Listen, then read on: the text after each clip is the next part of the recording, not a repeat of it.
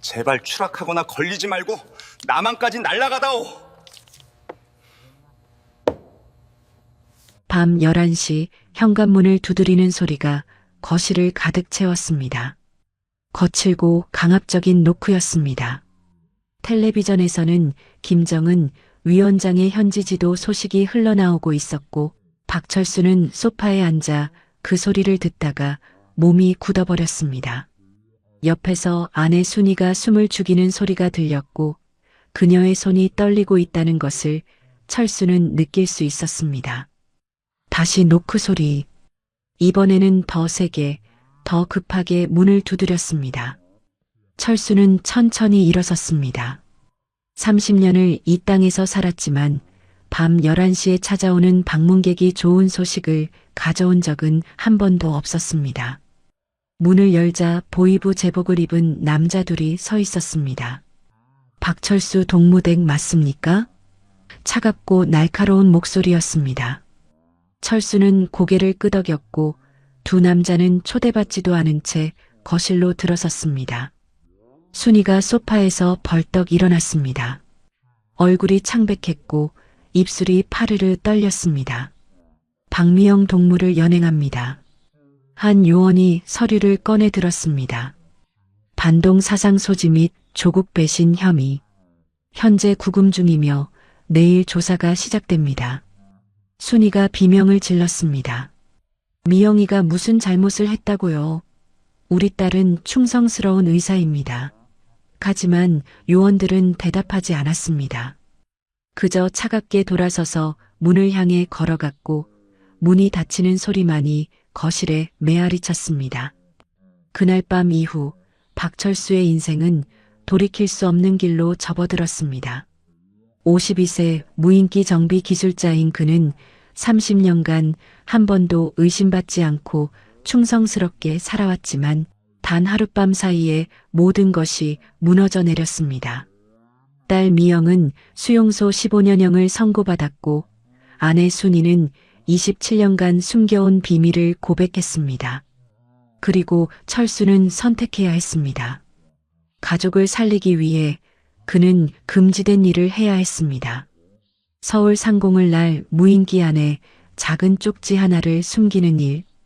그 쪽지가 발견될지 무시될지 아니면 영영 사라질지 알 수 없었지만 그것만이 유일한 희망이었습니다. 왜 철수는 30년 충성을 저버리고 그런 선택을 해야 했을까요? 어떻게 평범한 기술자가 목숨을 걸고 나만의 손을 내밀게 됐을까요? 그리고 그 작은 쪽지는 정말로 가족을 구할 수 있었을까요? 그 이야기를 지금부터 들려드리겠습니다. 여유가 되신다면 구독과 좋아요를 눌러주시면 큰 힘이 됩니다. 그리고 지금 이 사연을 어디에서 듣고 계신지 댓글로 남겨주시면 따뜻한 인사를 전하겠습니다. 그날 아침은 평범했습니다. 새벽 6시 철수는 아내가 끓인 된장국 한 그릇으로 하루를 시작했습니다.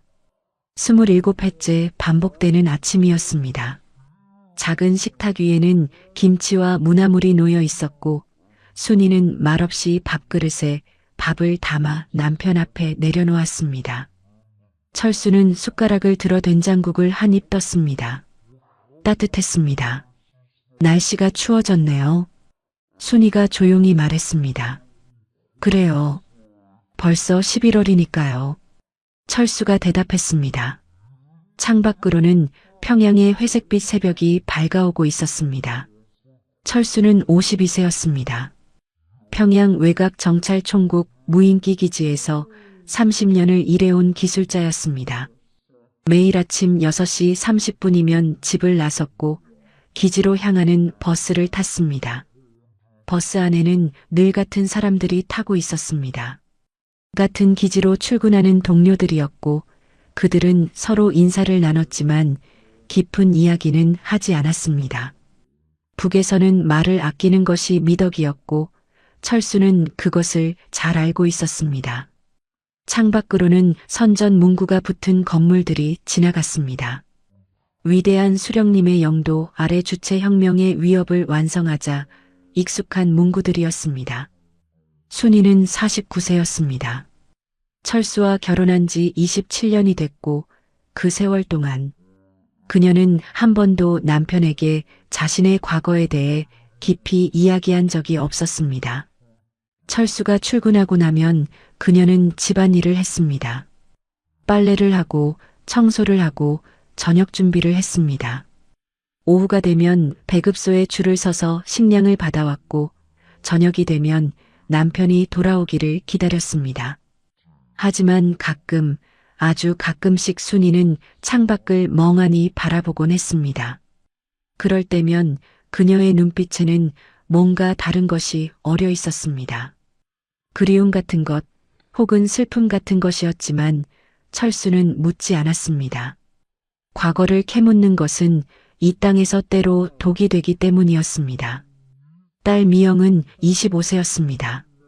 평양의과대학을 우수한 성적으로 졸업했고 요즘은 당 간부의 추천으로 병원 인턴 과정을 밟고 있었습니다. 철수는 딸이 자랑스러웠습니다. 기지 동료들에게 자랑하곤 했습니다. 우리 딸은 의사가 될 겁니다. 당에서도 인정받았어요. 동료들은 축하한다고 말했고 철수는 고개를 숙이며 겸손하게 받아들였습니다. 하지만 순이는 달랐습니다. 딸 이야기가 나올 때마다 그녀는 말없이 미소만 지었고 그 미소 뒤에는 늘 걱정이 서려 있었습니다. 철수는 그것을 눈치챘지만 역시 묻지 않았습니다. 그날 저녁 철수가 퇴근하고 집에 돌아왔을 때 순이는 거실 소파에 앉아 텔레비전을 보고 있었습니다. 화면에는 김정은 위원장의 현지지도 소식이 나오고 있었고 아나운서의 목소리가 거실을 채우고 있었습니다. 철수는 신발을 벗고 거실로 들어가며 물었습니다. 미영이는요? 순이는 고개를 돌리지 않고 대답했습니다. 아직 안 왔어요. 목소리가 떨렸습니다. 평소 밤 9시면 돌아오던 딸이 오늘따라 늦었습니다. 철수는 별로 신경 쓰지 않는다는 듯 말했습니다. 병원 일이 많은가 봅니다. 하지만 순이의 손은 떨리고 있었습니다. 그녀는 무릎 위에 놓인 손을 꼭 쥐고 있었고 눈은 텔레비전 화면을 보고 있었지만 사실 아무것도 보지 못하고 있었습니다. 시계를 보니 밤 10시였습니다. 철수도 이제 걱정이 되기 시작했습니다. 전화해 볼까요? 순이가 물었습니다. 아니, 조금 더 기다려 봅시다. 철수가 대답했습니다. 하지만 그의 목소리에도 불안이 배어 있었습니다. 10시 30분, 11시, 미영은 돌아오지 않았습니다. 순이는 소파에서 일어나 창문 쪽으로 갔습니다. 커튼을 열고 밖을 내다봤습니다. 어두운 거리, 가로등 불빛만이 희미하게 비추고 있었습니다. 당신, 순이가 떨리는 목소리로 불렀습니다. 뭔가 잘못된 것 같아요. 철수는 아내에게 다가가 어깨에 손을 얹었습니다. 괜찮을 겁니다. 조금만 더 기다려 봅시다. 하지만 그도 알고 있었습니다. 이 시간에 집에 돌아오지 않는다는 것은 좋지 않은 신호라는 것을. 그때였습니다. 밤 11시, 현관문을 두드리는 소리, 거칠고 강압적인 노크. 철수와 순이는 서로를 바라봤습니다. 순이의 얼굴이 창백해졌고 철수는 천천히 문 쪽으로 걸어갔습니다. 손잡이를 잡는 손이 떨렸습니다. 문을 열었습니다. 보이부 제복을 입은 남자 둘이 서 있었고 그들의 얼굴은 차가운 철판처럼 굳어 있었습니다. 박철수 동무댁 맞습니까? 앞선 남자가 물었고 철수는 입술을 달싹이다가 겨우 대답했습니다. 네, 맞습니다. 두 남자는 초대받지도 않은 채 거실로 들어섰고 그들의 군화 소리가 마루바닥을 쿵쿵 울렸습니다. 순이가 소파에서 벌떡 일어났습니다. 그녀의 얼굴은 핏기가 싹 가시며 창백해졌고 두 손은 가슴팍에서 꼭 쥐어진 채 떨리고 있었습니다. 박미영 동무를 연행합니다. 한 요원이 서류 한 장을 꺼내 들었습니다. 형광등 불빛 아래 서류의 글자들이 희미하게 비쳤지만 철수는 읽을 수 없었고 다만 빨간 도장만이 눈에 들어왔습니다.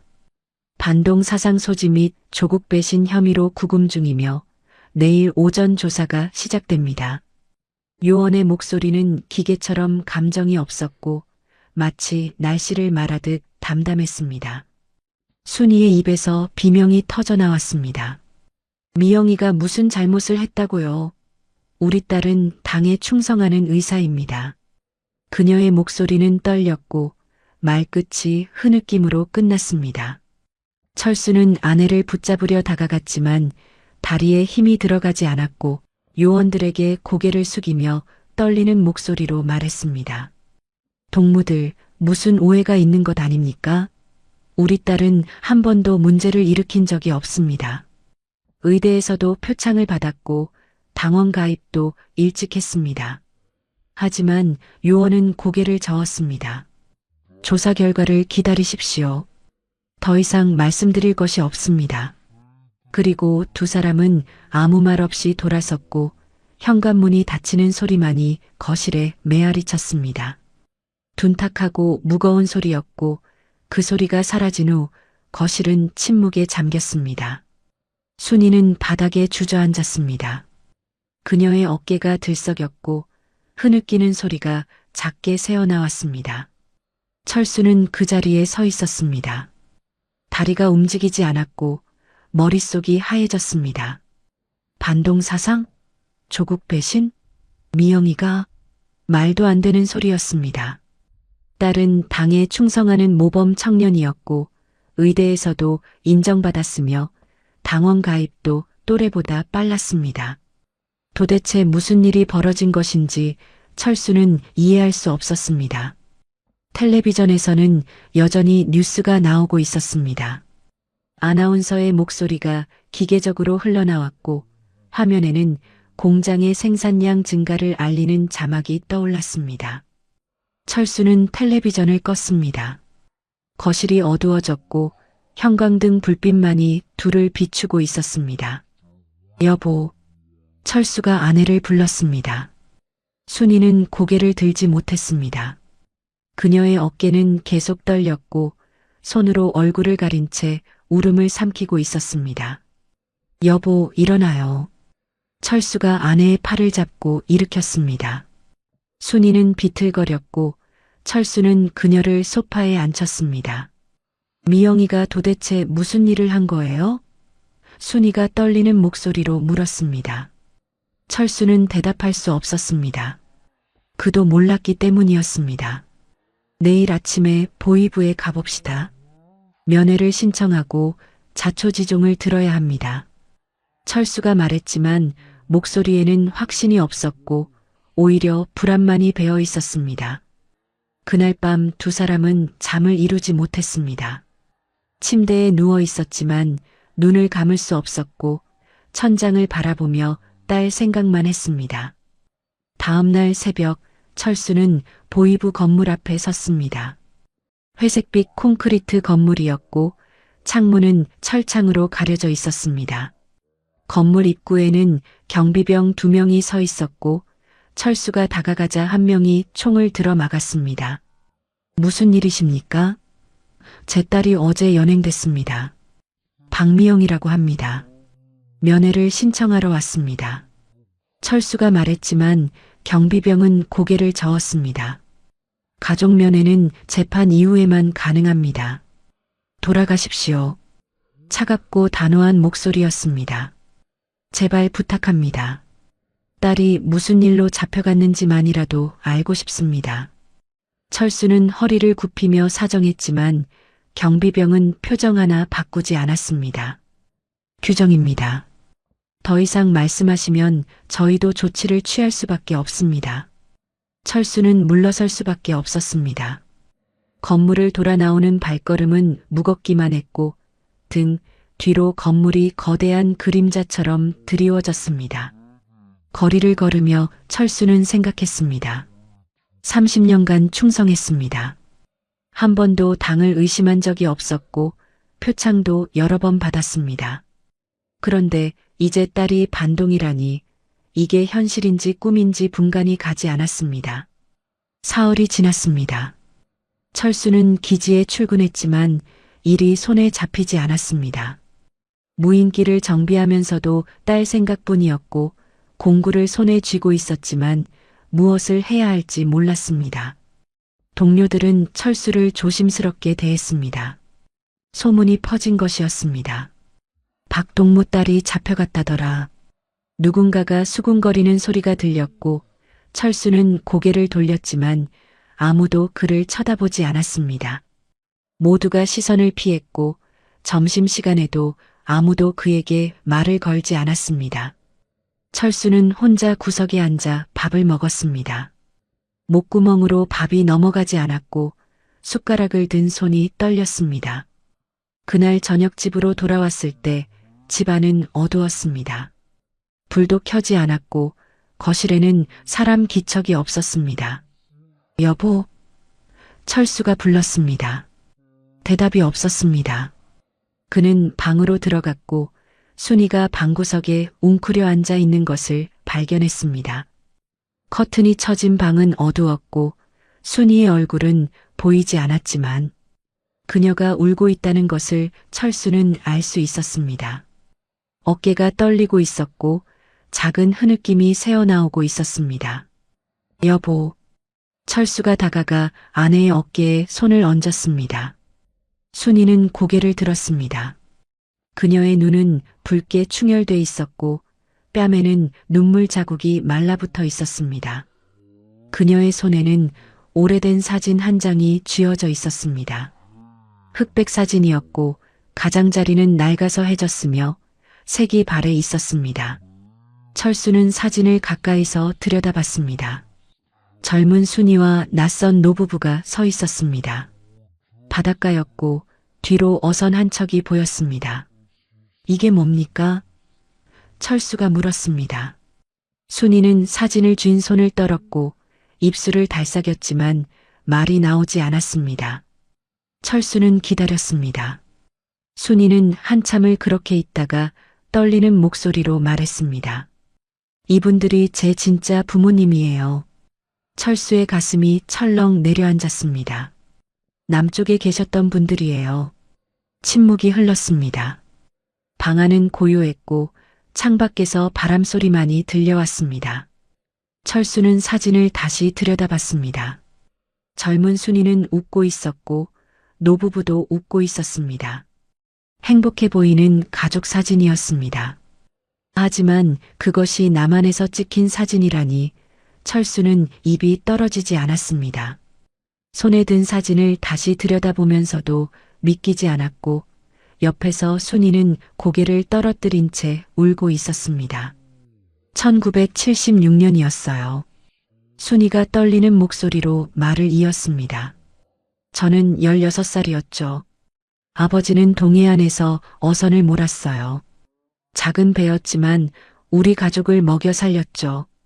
그녀의 목소리는 점점 작아졌고 말끝마다 흐느낌이 섞여 나왔습니다. 어느 날 아버지와 함께 배를 타고 나갔어요. 평소처럼 고기를 잡으러 갔던 건데 갑자기 북쪽 경비정이 나타났어요. 그들은 총을 겨누고 우리 배를 납포했고 저와 아버지는 끌려왔어요.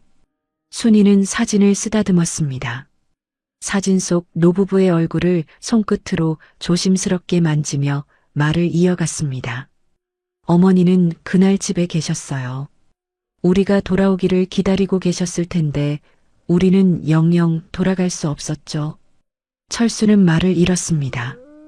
27년을 함께 살았는데 아내가 납북자 출신이었다니 그것도 남한 어민의 딸이었다니 머릿속이 복잡해졌습니다. 북에서는 저를 자진 귀순한 남조선 청년으로 만들었어요. 신분을 세탁했고 몇 년 동안 사상 교육을 받았어요. 그리고 22살 때 당에서 당신과 결혼을 시켰죠. 순이는 철수를 바라봤습니다. 그녀의 눈에는 미안함과 슬픔이 가득했습니다. 당신을 속인 건 아니에요. 저도 선택할 수 없었어요.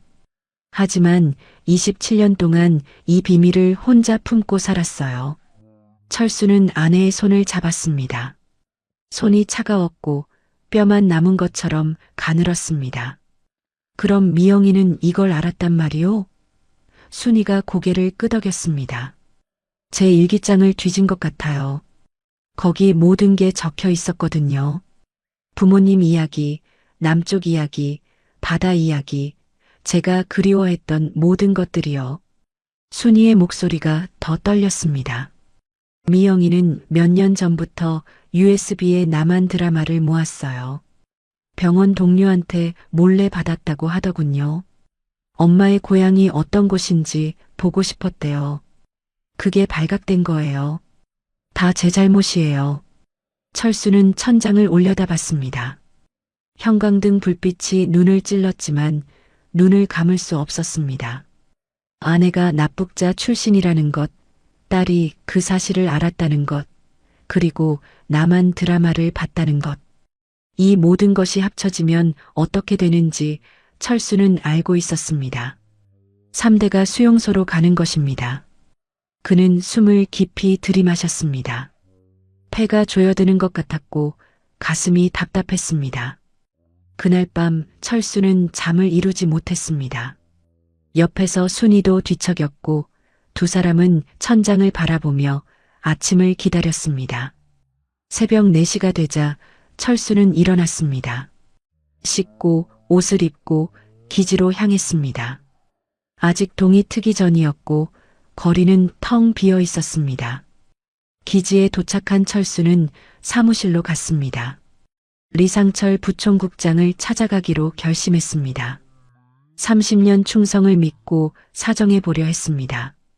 리상철은 55세였고 정찰총국에서 20년을 일한 고참이었습니다. 철수와는 10년 넘게 함께 일한 사이였고 크고 작은 일들을 함께 겪어왔습니다. 철수는 부총국장 사무실 문 앞에 섰습니다. 손을 들어 놓고 하려는데 손이 떨렸습니다. 한참을 그렇게 서 있다가 겨우 문을 두드렸습니다. 들어오게. 안에서 목소리가 들렸습니다. 문을 열고 들어가니 리상철은 책상에 앉아 서류를 보고 있었습니다. 창밖으로는 새벽빛이 들어오고 있었고 책상 위 전등만이 켜져 있었습니다. 박동무, 이른 시간에 무슨 일인가? 리상철이 고개를 들었습니다. 철수는 허리를 굽히며 조심스럽게 말했습니다. 부총국장 동지, 제 딸 일로 찾아왔습니다. 리상철은 펜을 내려놓고 철수를 바라봤습니다. 표정이 굳어 있었습니다. 혹시 동지께서 도와주실 수 있지 않겠습니까? 30년 충성한 제 얼굴을 봐서라도 딸을 한 번만 만나게 해주시면 안 될까요? 철수의 목소리는 떨렸고 말끝이 흐려졌습니다. 리상철은 한숨을 쉬었습니다. 그리고 서류 한 장을 꺼내 책상 위에 놓았습니다. 박동무, 자네 딸 일은 이미 위에서 결정났네. 그의 목소리는 차갑고 무뚝뚝했습니다. 보이부 조사 결과 확정이야. 철수의 가슴이 철렁 내려앉았습니다. 그게 무슨 말씀이십니까? 리상철은 서류를 밀어보였습니다. 반동 사상 소지와 조국 배신 혐의. 증거도 나왔어. 자네 딸이 남조선 드라마를 USB에 저장해뒀다더군. 그것도 몇 년간 수십 편을. 철수는 숨이 막혔습니다. 머리가 멍해졌고 다리에 힘이 풀렸습니다. 게다가 말이야. 리상철은 철수를 똑바로 쳐다봤습니다. 자네 아내 신원조사도 다시 들어갔어. 뭔가 석연치 않은 부분이 있다더군. 70년대 기록이 애매하다는 거야. 철수는 온몸이 얼어붙었습니다. 순이의 과거가 들통날 위기였습니다. 만약 그녀가 납북자 출신이라는 게 밝혀지면 가족 전체가 끝입니다. 철수는 입술을 깨물었습니다. 입안에서 피맛이 났습니다. 부총국장 동지, 제발 한 번만 도와주십시오. 저는 30년간 한 번도 문제를 일으킨 적이 없습니다. 표창도 여러 번 받았고 충성심을 의심받은 적도 없습니다. 철수는 거의 애원하듯 말했습니다. 리상철은 고개를 저었습니다. 박동무, 내가 해줄 수 있는 건 없네. 이건 보위부 사안이고 이미 결정이 난 일이야. 그는 서류를 다시 집어들었습니다. 더 이상 말할 것이 없다는 뜻이었습니다. 하지만 철수는 물러설 수 없었습니다. 그럼 딸의 형량이라도 알려주실 수 있습니까? 재판은 언제입니까? 리상철은 서류에서 눈을 떼지 않고 대답했습니다. 재판은 이미 끝났네. 철수의 심장이 멎는 것 같았습니다. 벌써요? 어제 약식 재판이 있었어. 선고도 났고. 리상철은 서류를 한 장 넘겼습니다. 그리고 차갑게 말했습니다. 수용소 15년형. 항소 불가. 이미 어제 저녁에 수용소로 이송됐네. 철수는 무릎이 꺾이는 것 같았습니다. 15년. 딸이 수용소에서 15년. 그곳에서 15년을 버틸 수 있는 사람은 없다는 것을 철수는 알고 있었습니다. 겨울에는 영하 30도까지 내려가고 하루 12시간씩 벌목과 광산 작업을 시킵니다. 식사는 옥수수죽 한 그릇뿐이고 병에 걸려도 치료받을 수 없습니다. 사실상 사형 선고나 다름없었습니다. 더구나 미영은 25세의 여자였습니다. 그곳에서 어떤 일을 당할지 철수는 상상하고 싶지 않았습니다. 박동무, 이제 가보게. 나도 일이 있네. 리상철이 손을 저었습니다. 철수는 비틀거리며 사무실을 나왔습니다. 복도는 조용했고 형광등 불빛만이 차갑게 비추고 있었습니다. 철수는 벽에 기대섰습니다. 다리에 힘이 없었고 숨을 쉴 수 없었습니다.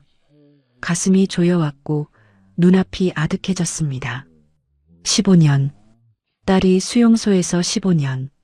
그 말이 머릿속에서 계속 맴돌았습니다. 철수는 화장실로 갔습니다. 세면대에 찬물을 틀고 얼굴을 씻었습니다. 거울을 보니 낯선 얼굴이 비쳤습니다.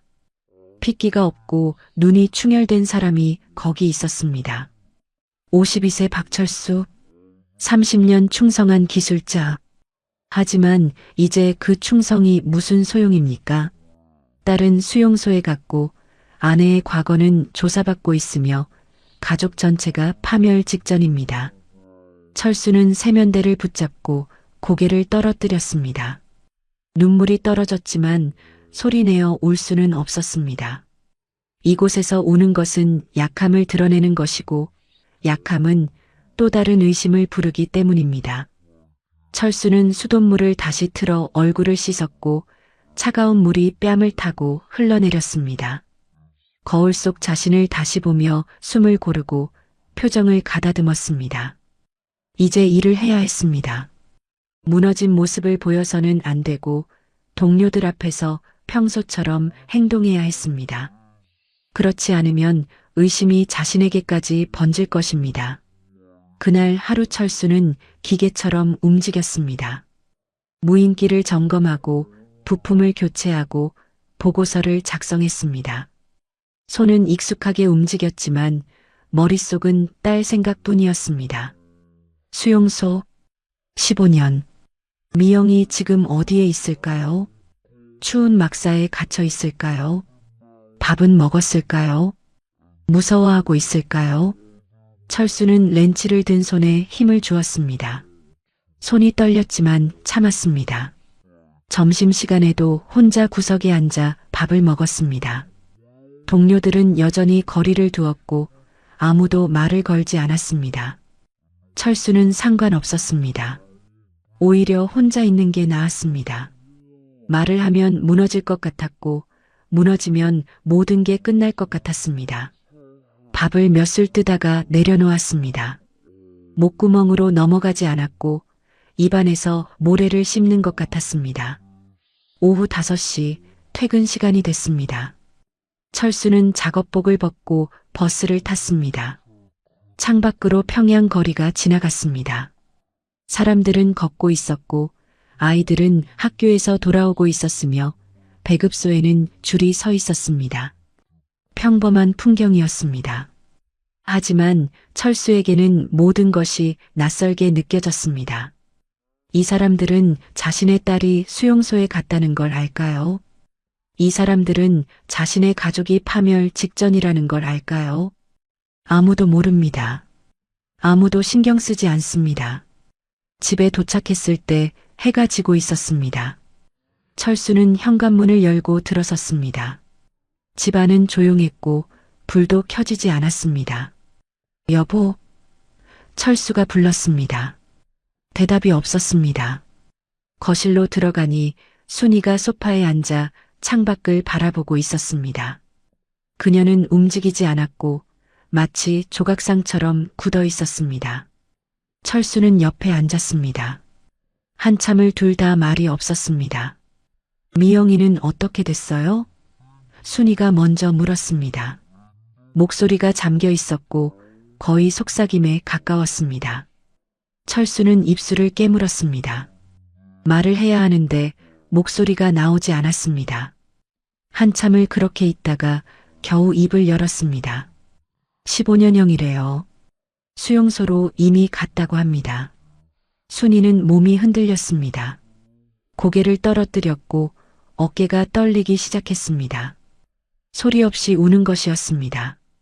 철수는 아내의 손을 잡았습니다. 손이 얼음처럼 차갑고 떨리고 있었습니다. 당신 신원조사도 다시 시작됐답니다. 철수가 말했습니다. 순이는 고개를 들었습니다. 눈이 붉게 충혈돼 있었고 뺨에는 눈물이 흘러내리고 있었습니다. 그럼 우리도 곧 끌려가겠네요. 그녀가 떨리는 목소리로 말했습니다. 철수는 대답하지 못했습니다. 그것이 사실이기 때문이었습니다. 당신, 제가 왜 27년 동안 이 비밀을 숨기고 살았는지 아세요? 순이가 물었습니다. 철수는 아내를 바라봤습니다. 살고 싶었어요. 그냥 살고 싶었어요. 순이의 목소리에 절망이 배어 있었습니다. 처음 이곳에 왔을 때 저는 16이었어요. 아버지는 신문을 받다가 돌아가셨어요. 고문을 견디지 못하셨죠. 저는 혼자 남았고 살아남으려면 거짓말을 해야 했어요. 자진 귀순했다고, 남쪽이 싫었다고, 위대한 수령님을 만나고 싶었다고 말해야 했어요. 순이는 창밖을 바라봤습니다. 어둠이 내리고 있었고 가로등 불빛이 하나둘 켜지고 있었습니다. 몇 년 동안 사상 교육을 받았어요. 매일 아침부터 밤까지 주체 사상을 배웠고 남조선이 얼마나 지옥인지 들었어요. 그러다가 22살 때 당에서 당신과 결혼을 시켰어요.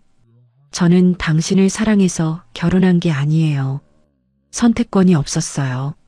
순이가 철수를 바라봤습니다. 하지만 당신은 좋은 사람이었어요. 저를 때리지도 않았고 다정하게 대해줬어요. 시간이 지나면서 저는 당신을 진심으로 사랑하게 됐어요. 철수는 아내의 손을 더 꽉 잡았습니다. 그리고 미영이를 낳았어요. 제 딸을 처음 안았을 때 저는 생각했어요. 이 아이만큼은 행복하게 키우고 싶다고. 이 아이만큼은 제가 겪은 고통을 겪지 않게 하고 싶다고. 순이의 목소리가 더 떨렸습니다. 그래서 27년 동안 비밀을 지켰어요. 미영이가 자라는 걸 보면서, 의대에 들어가는 걸 보면서, 의사가 되는 걸 보면서 저는 행복했어요. 제 딸은 안전하다고 생각했어요. 하지만 미영이는 알아버렸어요. 순이가 흐느끼며 말했습니다. 제 일기장을 읽었어요. 거기에 모든 게 적혀 있었거든요.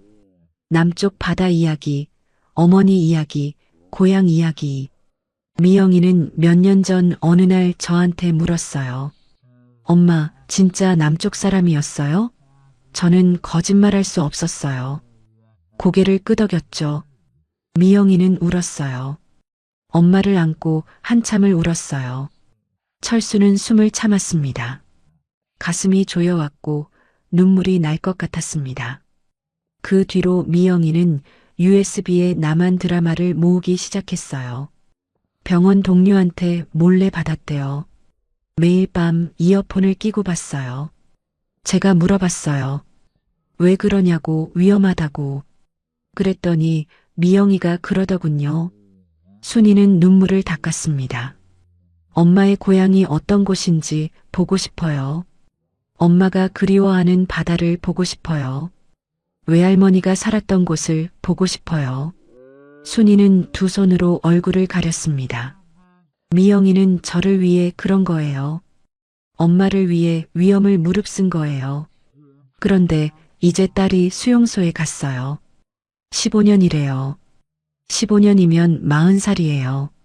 그 어린 것이 어떻게 견디겠어요. 다 제 잘못이에요. 제가 일기를 쓰지 말았어야 했어요. 제가 비밀을 더 잘 지켰어야 했어요. 순이는 울부짖었습니다. 소리가 거실을 채웠고 철수는 아내를 껴안았습니다. 두 사람은 그렇게 한참을 안고 있었습니다. 창밖으로는 밤이 완전히 내렸고 어둠만이 집을 감싸고 있었습니다. 철수는 아내의 등을 쓰다듬었습니다. 순이는 계속 울었고 철수의 어깨가 젖어갔습니다. 여보, 철수가 조용히 말했습니다. 우리가 할 수 있는 게 있을까요? 순이는 고개를 저었습니다. 아무것도 없어요. 우리는 아무것도 할 수 없어요. 하지만 철수는 생각했습니다. 정말 아무것도 할 수 없는 걸까요? 30년 충성이 무너진 지금 당도 조국도 자신을 보호해주지 않습니다. 딸은 수용소에 갔고 아내는 조사받고 있으며 자신도 곧 의심받을 것입니다. 이 땅에서 가족을 지킬 방법은 없습니다. 그렇다면 다른 땅에서는 어떨까요? 철수의 머릿속에 한 가지 생각이 스쳤습니다. 미친 생각이었습니다. 하지만 다른 방법이 없었습니다. 여보, 제가 방법을 찾아보겠소. 철수가 말했습니다. 순이는 고개를 들어 남편을 바라봤습니다. 무슨 방법이요? 아직 말할 수 없소. 하지만 제가 뭔가 해보겠소. 철수의 목소리에는 결연함이 배어 있었습니다. 순이는 남편의 눈을 들여다봤습니다. 그 눈에서 무언가 달라진 것을 느꼈습니다. 30년 동안 순종적이고 조용했던 남편의 눈에 지금 다른 빛이 타오르고 있었습니다. 당신 위험한 일을 하려는 거 아니에요? 순이가 불안한 목소리로 물었습니다. 철수는 대답하지 않았습니다. 대신 아내를 더 꽉 안았습니다. 그날 밤 두 사람은 말없이 서로를 안고 있었습니다. 창밖으로 평양의 밤이 깊어갔고 멀리서 선전 방송 소리가 희미하게 들려왔습니다. 하지만 철수의 머릿속에는 이미 계획이 만들어지고 있었습니다. 금지된 계획, 목숨을 거는 계획. 하지만 그것만이 유일한 희망이었습니다. 그날 밤 철수는 침대에 누워 천장을 바라봤습니다. 옆에서 순이는 울다 지쳐 잠들었지만 여전히 작게 흐느끼고 있었고 그녀의 손은 이불을 꽉 움켜쥐고 있었습니다. 철수는 눈을 감았지만 잠이 오지 않았습니다. 머릿속에서 생각들이 끊임없이 돌아갔습니다. 무인기. 자신이 30년간 정비해온 무인기. 남한으로 날아가는 무인기. 만약 그 안에 메시지를 숨긴다면 어떻게 될까요? 남한 사람들이 발견할까요? 아니면 그냥 무시할까요? 철수는 가능성을 따져봤습니다. 무인기가 남한 상공을 비행하다가 추락하거나 격추되면 남한 군대가 회수할 것입니다. 그리고 분석할 것입니다. 만약 그때 메시지를 발견한다면 국정원에 보고될 것입니다. 가능성은 낮지만 아예 없는 것은 아니었습니다. 하지만 위험도 엄청났습니다. 만약 쪽지를 숨기는 것이 발각되면 자신은 즉시 처형될 것입니다. 아내도 딸도 모두 처형될 것입니다. 반역죄, 조국 배신죄, 이보다 무거운 죄는 없었습니다. 철수는 식은땀을 흘렸습니다. 등이 축축하게 젖었고 심장이 빠르게 뛰었습니다. 하지만 다른 방법이 있습니까? 이대로 가만히 있으면 순이의 신원 조사가 끝나는 대로 가족 전체가 수용소로 갈 것입니다. 미영이는 이미 거기 있습니다. 결국 죽는 건 마찬가지입니다. 철수는 눈을 떴습니다. 결정을 내려야 했습니다. 시계를 보니 새벽 3시였습니다. 아직 어둠이 깊었고 창밖에서는 바람 소리만 들렸습니다. 철수는 조용히 일어났습니다. 순이가 잠꼬대를 했지만 깨지 않았습니다. 철수는 거실로 나갔습니다. 불을 켜지 않고 어둠 속에서 책상으로 갔습니다. 서랍을 열었습니다. 종이와 펜이 있었습니다. 손이 떨렸습니다. 철수는 의자에 앉아 종이를 꺼냈습니다. 흰 종이가 어둠 속에서도 희미하게 보였습니다. 펜을 집었습니다. 손끝이 차갑고 저렸습니다. 이 글을 쓰는 순간 자신은 반역자가 되는 것입니다. 30년 충성이 한순간에 무너지는 것입니다. 하지만 멈출 수 없었습니다. 딸을 살려야 했습니다. 가족을 살려야 했습니다. 철수는 펜 끝을 종이에 댔습니다. 잉크가 번졌습니다. 떨리는 손으로 첫 문장을 썼습니다. 대한민국 국정원 귀하. 글씨가 삐뚤어졌습니다. 철수는 손에 힘을 주고 다시 썼습니다. 저는 북한 정찰총국 무인기 정비 기술자 박철수입니다. 이 문장을 쓰는 것만으로도 목숨이 걸려 있었습니다. 만약 이 종이가 발각되면 끝입니다. 철수는 계속 썼습니다. 제 딸 박미영, 25세가 정치범으로 수용소에 끌려갔습니다. 딸 이름을 쓰는데 눈물이 날 것 같았습니다. 철수는 눈을 감았다가 떴습니다. 울 수 없었습니다. 지금은 냉정해야 했습니다. 딸을 구해 주십시오. 철수는 펜을 멈췄습니다. 이 한 문장이 얼마나 간절한지 남한 사람들이 알까요? 이해할까요? 철수는 모르겠습니다. 하지만 써야 했습니다. 그 대가로 무인기 기지 좌표, 비행 경로, 기술 정보 전부를 넘기겠습니다. 이 문장을 쓰는데 철수의 손이 멈췄습니다. 이것은 국가 기밀입니다. 30년간 자신이 지켜온 정보입니다. 이걸 남한에 넘기면 동료들도 위험해집니다. 기지도 폐쇄될 것이고 함께 일한 사람들도 조사받을 것입니다. 리상철 부총국장도 함께 밥 먹던 동료들도 모두 의심받을 것입니다. 철수는 죄책감을 느꼈습니다. 하지만 선택해야 했습니다. 동료들의 안전인가, 딸의 생명인가. 철수는 계속 썼습니다. 제 아내는 1976년 납북된 남한 출신입니다. 이 문장을 쓰면서 철수는 순이를 떠올렸습니다. 27년간 비밀을 품고 살아온 아내. 고향을 그리워하면서도 입 밖에 내지 못했던 아내. 이제 그 비밀을 남한에 알리는 것입니다. 우리 가족 셋을 구해 주십시오. 연락 기다리겠습니다. 철수는 펜을 내려놓았습니다. 쪽지가 완성됐습니다.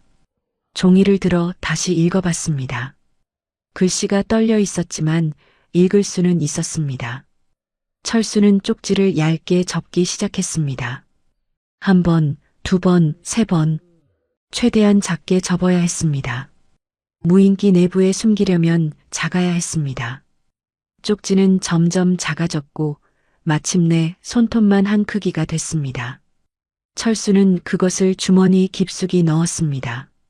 창밖을 보니 동이 트기 시작했습니다. 회색빛 새벽이 평양을 물들이고 있었고 거리에는 아직 사람이 없었습니다. 철수는 주머니를 만져봤습니다. 쪽지가 거기 있었습니다. 작은 종이 하나. 이 작은 종이가 가족의 운명을 바꿀 수 있을까요? 철수는 알 수 없었습니다. 하지만 이것만이 유일한 희망이었습니다. 철수는 조용히 옷을 입었습니다. 순이는 여전히 자고 있었습니다. 철수는 침실 문 앞에 서서 아내를 바라봤습니다. 창문으로 들어오는 새벽빛이 그녀의 얼굴을 비췄습니다. 눈가에 주름이 생겼고 머리카락 사이에 흰머리가 보였습니다. 49세. 하지만 지금은 늙어 보였습니다. 고통이 사람을 늙게 만드는 것입니다. 철수는 아내에게 다가가 이마에 입을 맞췄습니다. 미안하오. 그리고 사랑하오. 속삭였습니다. 순이는 깨지 않았습니다. 철수는 현관문을 나섰습니다. 새벽 공기가 차갑고 상쾌했습니다. 거리는 텅 비어 있었고 가로등만이 희미하게 켜져 있었습니다. 철수는 걷기 시작했습니다. 버스 정류장까지는 10분이 걸렸습니다. 걸으면서 철수는 계속 주머니를 만졌습니다. 쪽지가 거기 있었습니다. 잃어버리면 안 됐습니다. 발각되면 더욱 안 됐습니다. 버스 정류장에 도착했을 때 아직 버스는 오지 않았습니다. 철수는 벤치에 앉았습니다. 주머니에 손을 넣고 쪽지를 만졌습니다. 종이의 촉감이 느껴졌습니다. 작고 딱딱하게 접힌 종이. 이 종이 안에 자신의 모든 것이 담겨 있었습니다. 가족의 운명, 30년 충성의 배신, 그리고 마지막 희망. 버스가 왔습니다. 철수는 탔습니다. 기지로 향하는 동료들이 타고 있었습니다. 박동무 안녕하십니까? 한 동료가 인사했습니다. 철수는 고개를 끄덕였습니다. 말을 하면 목소리가 떨릴 것 같았습니다. 창밖을 바라봤습니다. 평양 거리가 지나갔습니다. 건물들, 선전 문구들, 배급소들. 익숙한 풍경이었습니다. 하지만 오늘 이후 모든 것이 달라질 것입니다. 성공하면 자신은 이 땅을 떠나게 될 것이고 실패하면 이 땅에서 죽게 될 것입니다. 기지에 도착했습니다. 경비병이 신분증을 확인했고 철수는 게이트를 통과했습니다. 경납고로 향했습니다. 무인기들이 줄지어 서 있었습니다. 작고 날렵한 기체들. 철수가 30년간 손수 정비해온 기계들이었습니다. 오늘 그 중 하나가 남한으로 날아갈 것입니다. 그리고 그 안에는 금지된 메시지가 숨겨질 것입니다. 철수는 작업복을 입었습니다. 공구 가방을 들고 경납고로 들어갔습니다. 박동무, 오늘 사무기 점검 맡아주게. 반장이 말했습니다. 알겠습니다. 철수가 대답했습니다. 사무기, 오늘 서울 상공을 비행할 무인기였습니다. 운명이었습니다. 철수는 사무기 앞에 섰습니다. 회색빛 기체가 형광등 불빛을 반사하고 있었습니다. 길이 3m, 날개폭 2m. 작지만 정교한 기계였습니다. 철수는 점검을 시작했습니다. 엔진, 프로펠러, 카메라, GPS, 통신 장비. 모든 것을 확인했습니다. 손은 익숙하게 움직였지만 심장은 빠르게 뛰었습니다. 주머니 속 쪽지가 뜨겁게 느껴졌습니다. 언제 숨길까요? 어떻게 숨길까요? 동료들이 보고 있었습니다. 지금은 안 됩니다. 기회를 기다려야 합니다. 시간이 흘렀습니다. 오전 작업이 계속됐고 철수는 평소처럼 일했습니다. 하지만 머릿속은 쪽지 생각뿐이었습니다. 점심시간이 다가왔습니다. 동료들이 하나둘 식당으로 향했습니다. 박동무 같이 안 가나? 한 동료가 물었습니다. 나는 좀 더 점검하고 갈게. 배터리 상태가 좀 이상해서. 철수가 대답했습니다. 동료는 고개를 끄덕이고 나갔습니다. 경납고가 텅 비었습니다. 지금이었습니다. 철수는 주위를 재빨리 둘러봤습니다. 아무도 없었습니다. CCTV가 구석에 있었지만 이 각도에서는 무인기 내부가 보이지 않았습니다. 철수는 떨리는 손으로 주머니에서 쪽지를 꺼냈습니다. 작고 얇게 접힌 종이. 이것이 마지막 희망이었습니다. 철수는 무인기 배터리 칸을 열었습니다. 배터리와 기체 사이에 작은 틈이 있었습니다. 그곳에 쪽지를 밀어 넣었습니다. 종이가 틈새에 꽉 끼었습니다. 육안으로는 보이지 않았습니다. 철수는 배터리 칸을 닫았습니다. 손이 떨렸습니다.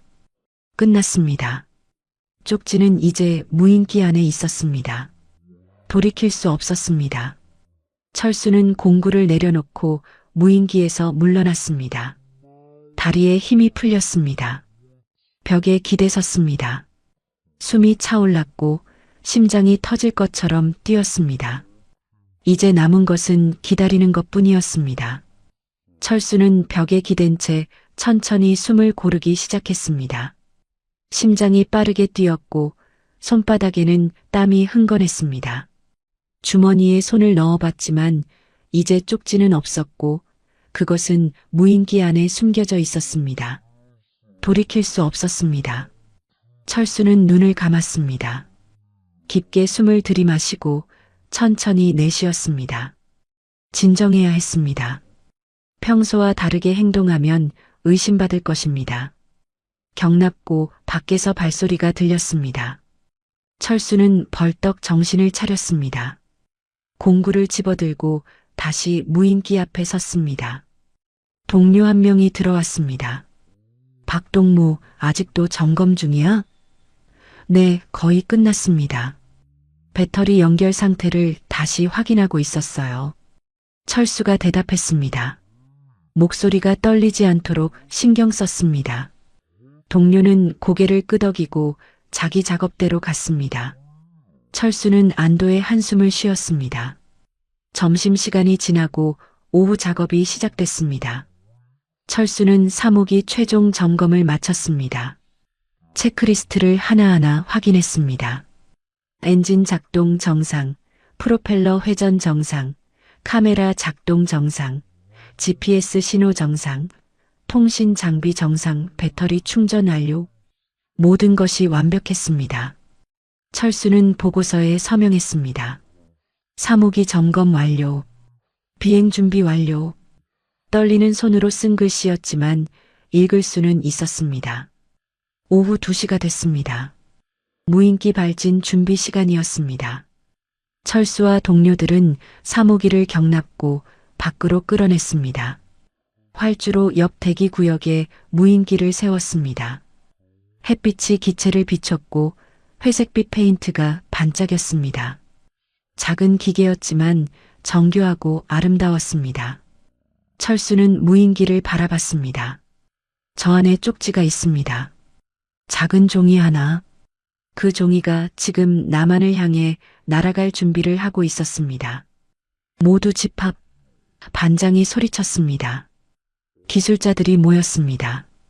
그리고 리상철 부총국장이 걸어왔습니다. 그는 군복을 입고 있었고 가슴에는 훈장들이 달려 있었습니다. 55세지만 여전히 위엄이 있었고 걸음걸이는 군인처럼 꼿꼿했습니다. 동무들, 오늘 사모기의 임무는 남조선 서울 한강 상공 정찰입니다.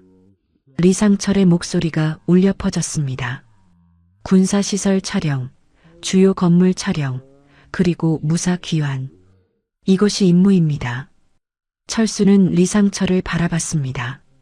10년 넘게 함께 일한 상관이었습니다. 하지만 지금 철수는 그를 배신하고 있었습니다. 무인기 안에 숨긴 쪽지는 이 기지의 모든 정보를 남한에 넘기겠다는 약속이 담겨 있었습니다. 리상철도 동료들도 모두 위험해질 것입니다. 철수는 죄책감을 느꼈습니다. 하지만 선택해야 했습니다. 동료들인가 딸인가. 박철수 동무. 리상철이 철수를 불렀습니다. 철수는 벌떡 자세를 바로 했습니다. 네, 부총국장 동지. 사모기 최종 점검 보고. 사모기 모든 시스템 정상입니다. 비행 준비 완료했습니다. 철수가 큰 소리로 보고했습니다. 리상철은 고개를 끄덕였습니다. 잘했네. 자네 손을 거친 무인기는 늘 믿을만하지. 철수는 고개를 숙였습니다. 그 말이 가슴을 찔렀습니다. 믿을만하다고요. 지금 자신은 그 믿음을 배신하고 있었습니다. 발진 준비. 반장이 명령했습니다. 조종사가 원격 조종 장치를 들고 왔습니다. 북한 무인기는 원격으로 조종됐고 조종사는 지상에서 이륙과 착륙을 담당했습니다. 비행 중에는 미리 입력된 GPS 경로를 따라 자동으로 비행했습니다. 조종사가 스위치를 켰습니다. 무인기 엔진에서 작은 소리가 났습니다. 윙. 프로펠러가 천천히 돌기 시작했습니다. 철수는 한 발짝 물러섰습니다. 무인기의 프로펠러가 점점 빠르게 돌았고 엔진음이 커졌습니다. 공기가 휘몰아쳤고 먼지가 일었습니다. 철수는 무인기를 똑바로 바라봤습니다. 저 안에 쪽지가 있습니다. 저것이 지금 서울로 날아갈 것입니다. 만약 추락하면 어떻게 될까요? 만약 쪽지가 발견되지 않으면 어떻게 될까요? 만약 발견되더라도 남한 사람들이 무시하면 어떻게 될까요?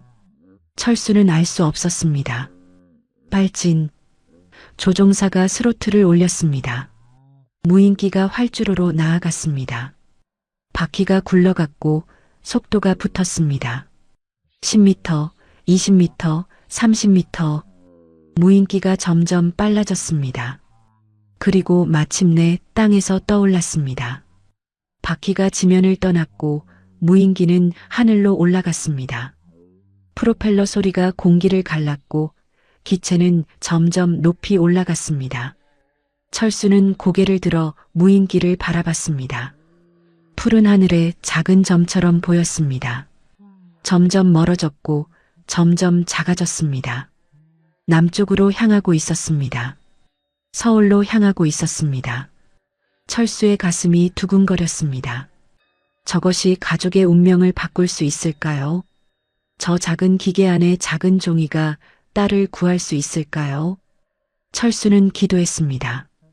신을 믿지 않았지만 기도했습니다.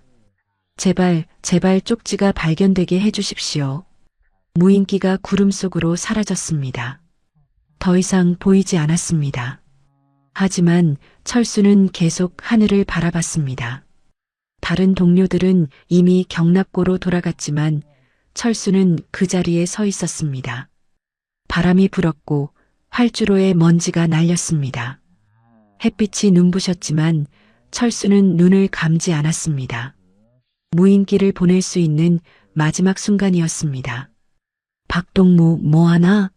들어가야지. 동료가 불렀습니다. 철수는 고개를 돌렸습니다. 네, 지금 갑니다. 하지만 발이 떨어지지 않았습니다. 다시 한번 하늘을 올려다봤습니다. 무인기는 이미 보이지 않았습니다. 남쪽으로 날아가고 있었습니다.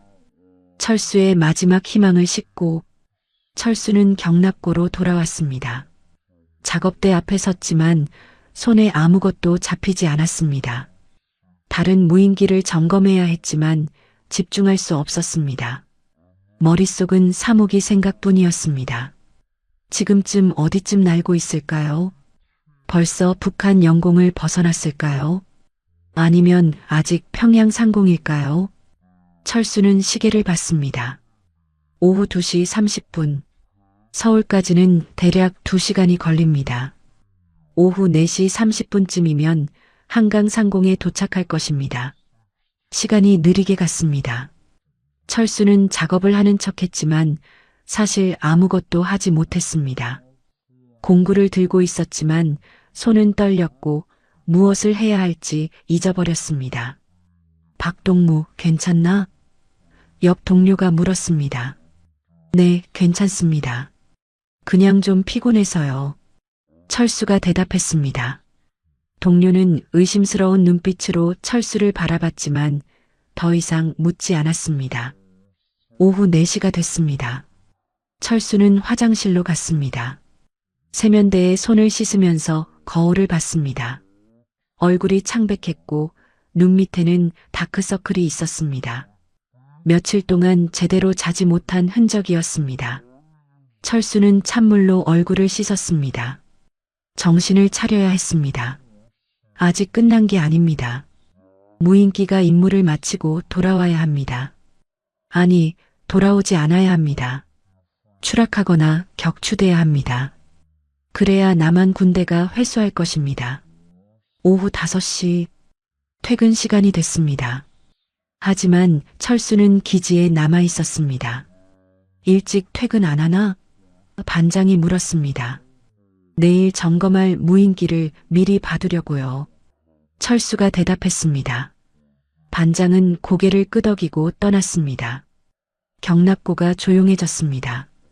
저녁 근무조만 남았고 대부분의 기술자들은 퇴근했습니다. 철수는 경납고 창가에 섰습니다. 창밖으로 활주로가 보였고 저 멀리 하늘이 보였습니다. 해가 지고 있었습니다. 노을이 하늘을 붉게 물들이고 있었습니다. 아름다운 저녁이었습니다. 하지만 철수는 아름다움을 느낄 수 없었습니다. 지금쯤 무인기는 서울 상공에 있을 것입니다. 한강 위를 날고 있을 것입니다. 사진을 찍고 정보를 수집하고 돌아올 준비를 하고 있을 것입니다. 아니면 이미 추락했을까요? 남한 전투기가 격추했을까요? 아니면 스스로 고장이 나서 떨어졌을까요? 철수는 알 수 없었습니다. 기다릴 수밖에 없었습니다. 내일 아침이 되면 보고가 올라올 것입니다. 사모기가 임무를 완수하고 돌아왔는지 아니면 추락했는지. 철수는 주머니에서 담배 한 갑을 꺼냈습니다. 경납고 밖으로 나가 구석진 곳에 섰습니다. 담배를 입에 물고 라이터를 꺼냈습니다. 하지만 손이 심하게 떨려 불을 붙일 수 없었습니다. 라이터를 한번 켰지만 손이 떨려 담배에 닿지 않았습니다.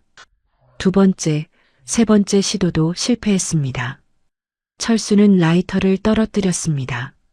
땅에 떨어진 라이터를 주우려고 허리를 굽혔지만 다리가 후들거렸습니다.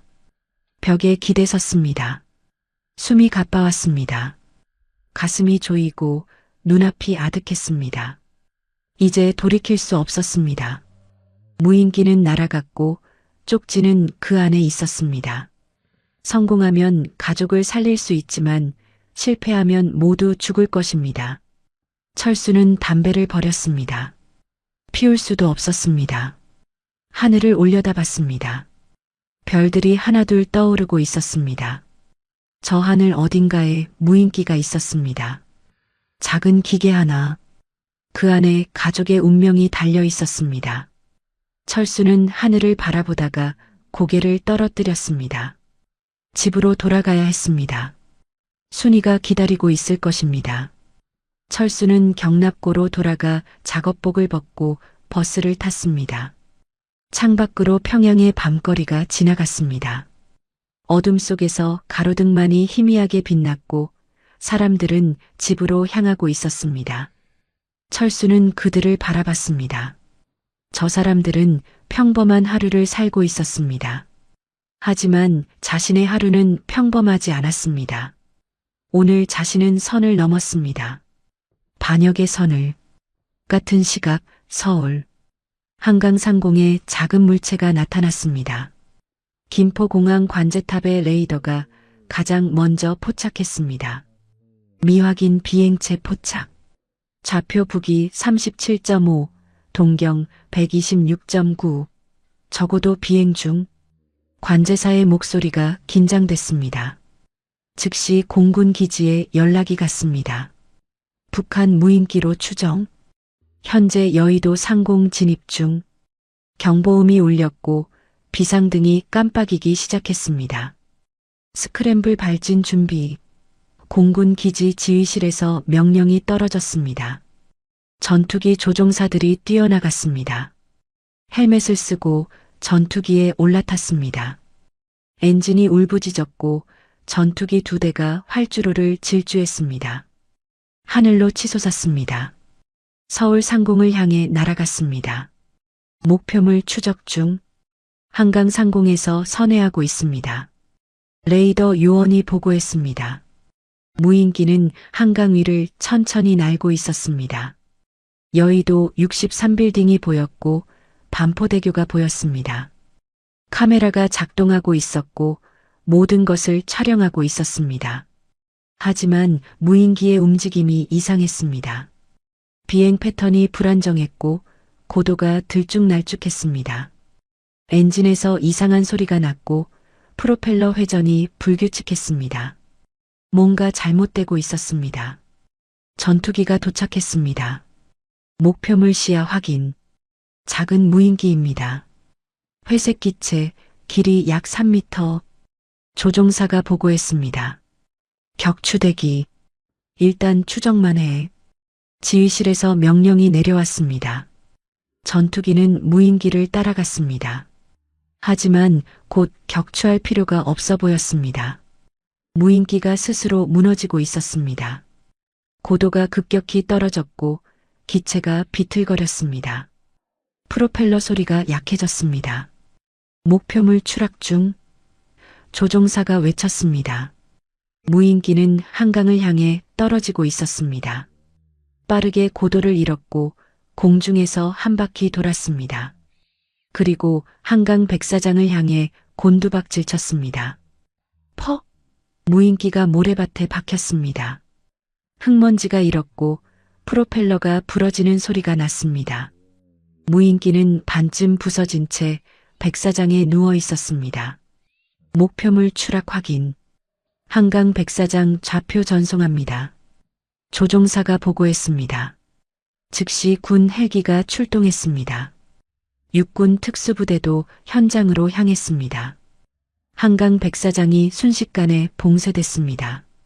군인들이 무인기를 둘러쌌고 폭발물 처리반이 조심스럽게 접근했습니다.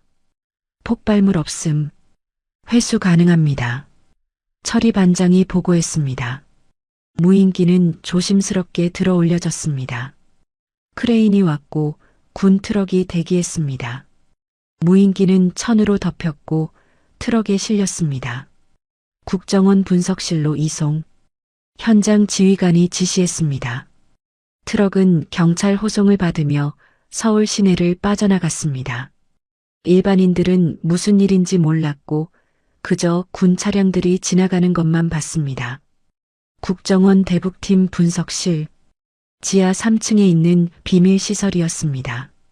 외부에서는 절대 찾을 수 없는 곳이었고 보안이 철저했습니다. 무인기가 도착했습니다. 분석팀이 대기하고 있었고 그들은 즉시 작업에 들어갔습니다. 김준석 팀장이 분석실에 들어왔습니다. 45세, 키가 크고 눈빛이 날카로웠습니다. 15년간 대북 정보 수집을 전담해온 베테랑이었고 북한 무인기는 수십 대를 분석해본 경험이 있었습니다. 상태는 어때? 김준석이 물었습니다. 기체 반파. 하지만 내부 장비는 대부분 온전합니다. 카메라, GPS, 통신 장비 모두 회수 가능합니다. 젊은 분석관이 대답했습니다. 김준석은 무인기 주위를 돌며 관찰했습니다. 전형적인 북한제 정찰 무인기였습니다. 조악하지만 기능적이었고 목적에 충실했습니다. 촬영 데이터 추출해. 어떤 걸 찍었는지 봐야 해. 알겠습니다. 분석관들이 무인기를 분해하기 시작했습니다. 나사를 풀고 커버를 열고 내부를 들여다봤습니다. 카메라 메모리 카드를 꺼냈습니다. 여의도, 국회의사당, 한강 다리들 전부 찍었네요. 군사시설도 몇 군데 있고요. 한 분석관이 모니터를 보며 말했습니다. 김준석은 고개를 끄덕였습니다. 예상대로야. 정찰 목적이지. 그런데 팀장님, 다른 분석관이 불렀습니다. 그는 무인기 배터리 칸을 들여다보고 있었습니다. 이거 좀 이상한데요. 배터리 연결이 느슨해요. 그래서 추락한 것 같은데 이게 원래부터 그런 건지 아니면 충격 때문인지 모르겠어요. 김준석이 다가갔습니다. 배터리 칸을 자세히 들여다봤습니다. 배터리와 기체 사이에 약간의 틈이 있었고 연결선이 제대로 끼워지지 않았습니다. 이상하네. 북한 놈들이 이렇게 허술하게 조립할 리 없는데. 김준석이 중얼거렸습니다. 그는 핀셋을 가져왔습니다. 배터리를 조심스럽게 들어 올렸습니다. 그리고 그 아래를 들여다봤습니다. 뭔가 보였습니다. 작고 하얀 것, 종이처럼 보이는 것. 이게 뭐지? 김준석은 핀셋으로 조심스럽게 그것을 집었습니다. 천천히 꺼냈습니다. 얇게 접힌 종이였습니다. 종이요? 무인기 안에 왜 종이가? 젊은 분석관이 고개를 갸웃거렸습니다. 김준석은 대답하지 않았습니다. 그는 종이를 조심스럽게 펼치기 시작했습니다. 한 번, 두 번, 세 번. 종이가 펼쳐졌습니다. A사 용지의 4분의 1 크기였습니다. 한글로 빼곡히 쓰여 있었습니다. 김준석은 첫 문장을 읽었습니다. 대한민국 국정원 귀하. 그의 눈빛이 변했습니다. 분석실이 조용해졌습니다. 모든 분석관들이 김준석을 바라봤습니다. 김준석은 종이를 계속 읽었습니다. 저는 북한 정찰총국 무인기 정비기술자 박철수입니다. 제 딸 박미영, 25세가 정치범으로 수용소에 끌려갔습니다. 딸을 구해 주십시오. 그 대가로 무인기 기지 좌표, 비행 경로, 기술 정보 전부를 넘기겠습니다. 제 아내는 1976년 납북된 남한 출신입니다. 우리 가족 셋을 구해 주십시오. 연락 기다리겠습니다. 김준석은 종이를 다시 읽었습니다. 한 글자 한 글자 천천히 읽었습니다. 분석관들이 숨을 죽이고 기다렸습니다. 팀장님, 그게 뭔데요? 한 분석관이 물었습니다. 김준석은 종이를 내려놓지 않았습니다. 계속 읽고 또 읽었습니다. 그리고 천천히 고개를 들었습니다. 그의 얼굴에는 긴장과 흥분이 섞여 있었습니다. 이거 진짜인가요? 젊은 분석관이 다시 물었습니다. 김준석은 대답하지 않았습니다. 그는 종이를 책상 위에 조심스럽게 놓았습니다. 형광등 불빛 아래 글씨들이 또렷하게 보였습니다. 떨리는 손으로 쓴 글씨였지만 진심이 담겨 있었습니다. 절박함이 느껴졌습니다. 한 아버지의 절규가 종이 위에 있었습니다. 검증팀 소집해. 김준석이 말했습니다. 목소리가 낮고 진지했습니다. 지금 당장. 그리고 부장님께 보고 올려.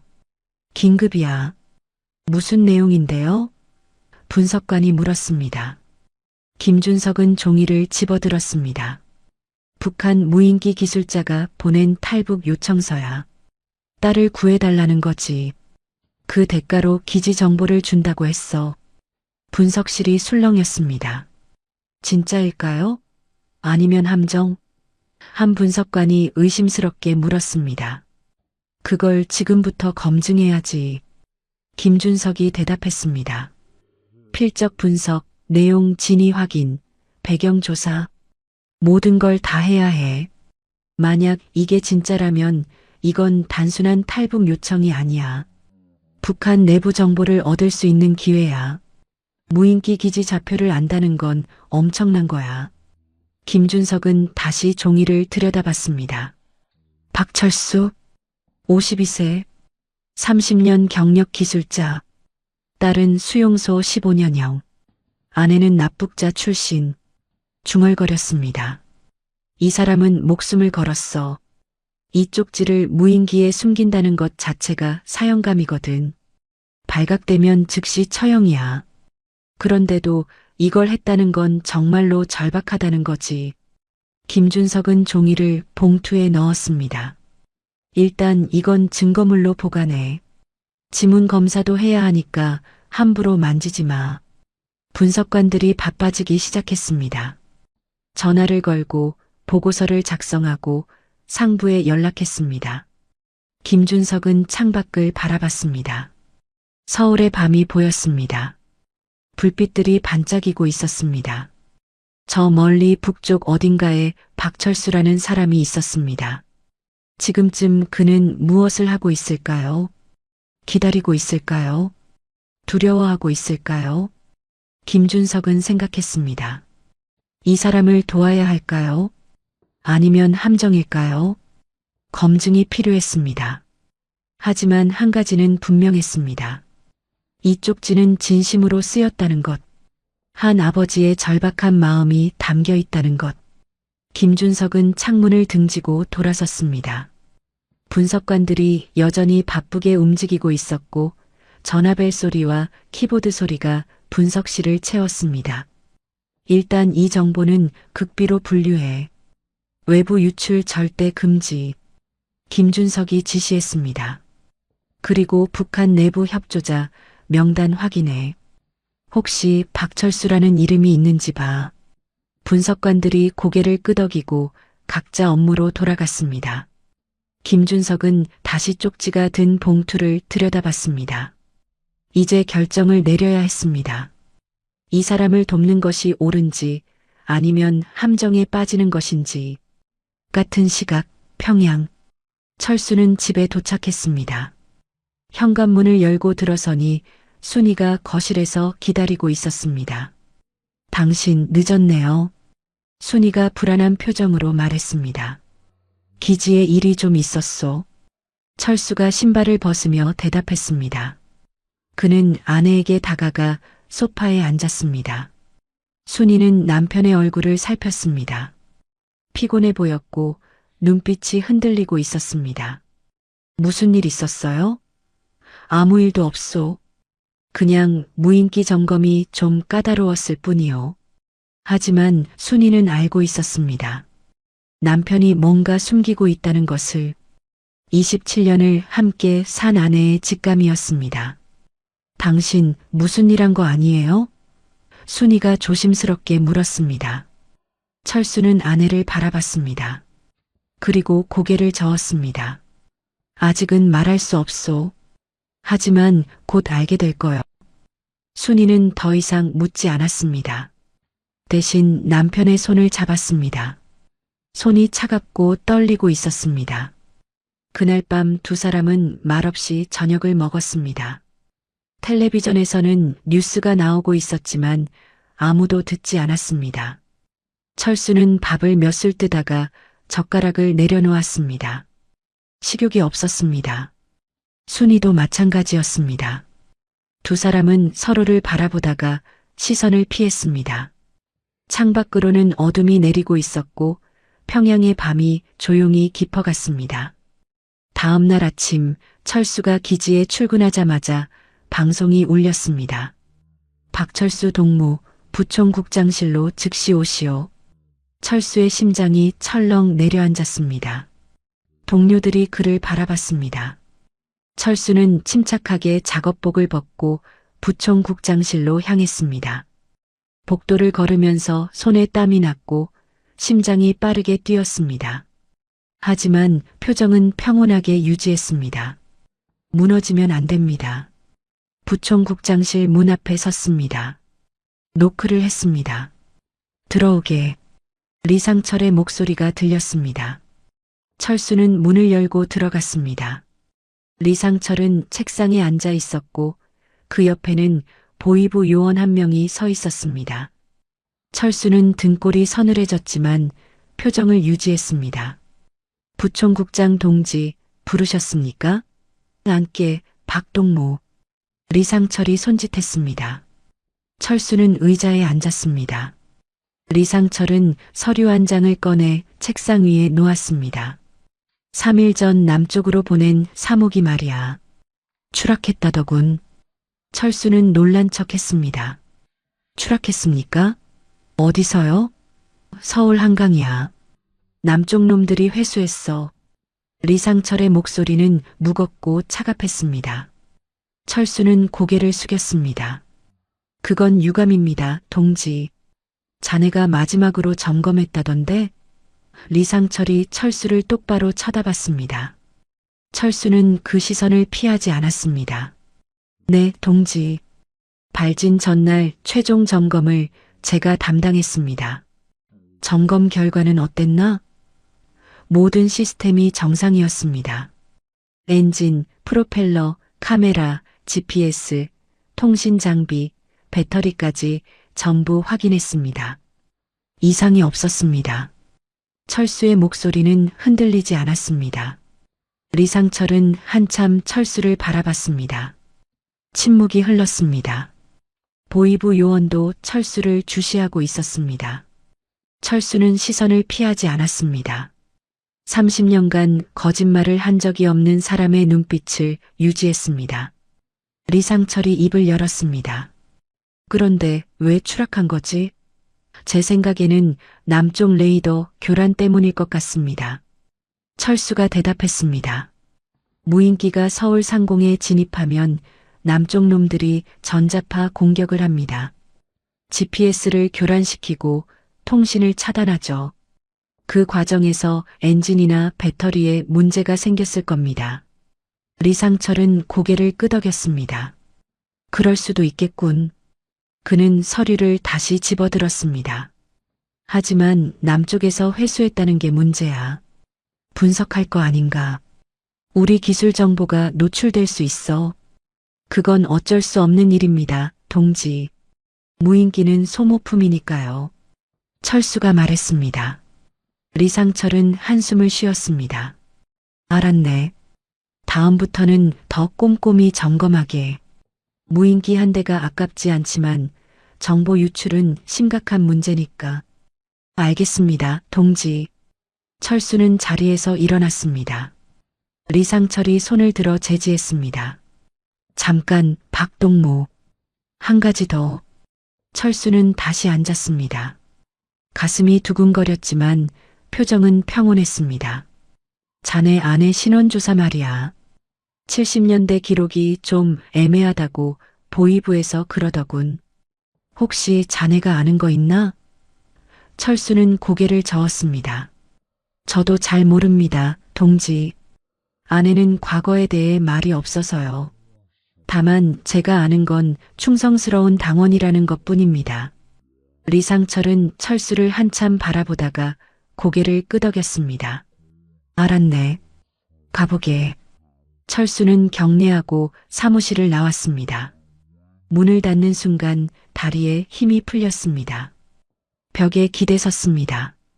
식은땀이 등을 타고 흘렀습니다. 위기를 넘겼습니다. 일단은. 하지만 의심의 눈초리는 여전했습니다. 순이의 신원조사는 계속되고 있었고 언제 진실이 밝혀질지 몰랐습니다. 철수는 경납고로 돌아왔습니다. 동료들이 그를 바라봤습니다. 박동무, 무슨 일이었나? 한 동료가 물었습니다. 사목이 추락건으로 보고했소. 별일 아니오. 철수가 대답했습니다. 동료들은 고개를 끄덕이고 각자 일로 돌아갔습니다. 철수는 작업대 앞에 섰습니다. 손이 떨렸습니다. 공구를 들었지만 무엇을 해야 할지 잊어버렸습니다. 머릿속은 온통 무인기 생각뿐이었습니다. 쪽지는 발견됐을까요? 남한 사람들이 읽었을까요? 무시했을까요? 아니면 진지하게 받아들였을까요? 그날 저녁 집으로 돌아온 철수는 순이에게 말했습니다. 여보, 사모기가 떨어졌답니다. 순이는 고개를 들었습니다. 어디로요? 서울 한강이라고 합니다. 남쪽에서 회수했대요. 순이의 얼굴이 창백해졌습니다. 그럼 당신이 한 일이 들통날 수도 있는 거 아니에요? 아니요. 쪽지는 아주 작게 숨겼소. 발견되기 쉽지 않을 겁니다. 하지만 만약 발견된다면 그건 우리에게 희망이 될 거요. 순이는 남편의 손을 잡았습니다. 두렵지 않아요? 두렵소. 하지만 이미 선택했소. 이제 기다릴 수밖에 없소. 철수가 대답했습니다. 두 사람은 말없이 서로를 바라봤습니다. 창밖으로는 평양의 밤이 깊어가고 있었고 멀리서 선전 방송 소리가 희미하게 들려왔습니다. 하지만 그 소리는 이제 철수의 귀에 들어오지 않았습니다. 그는 다른 것만 기다리고 있었습니다. 남한으로부터의 신호를.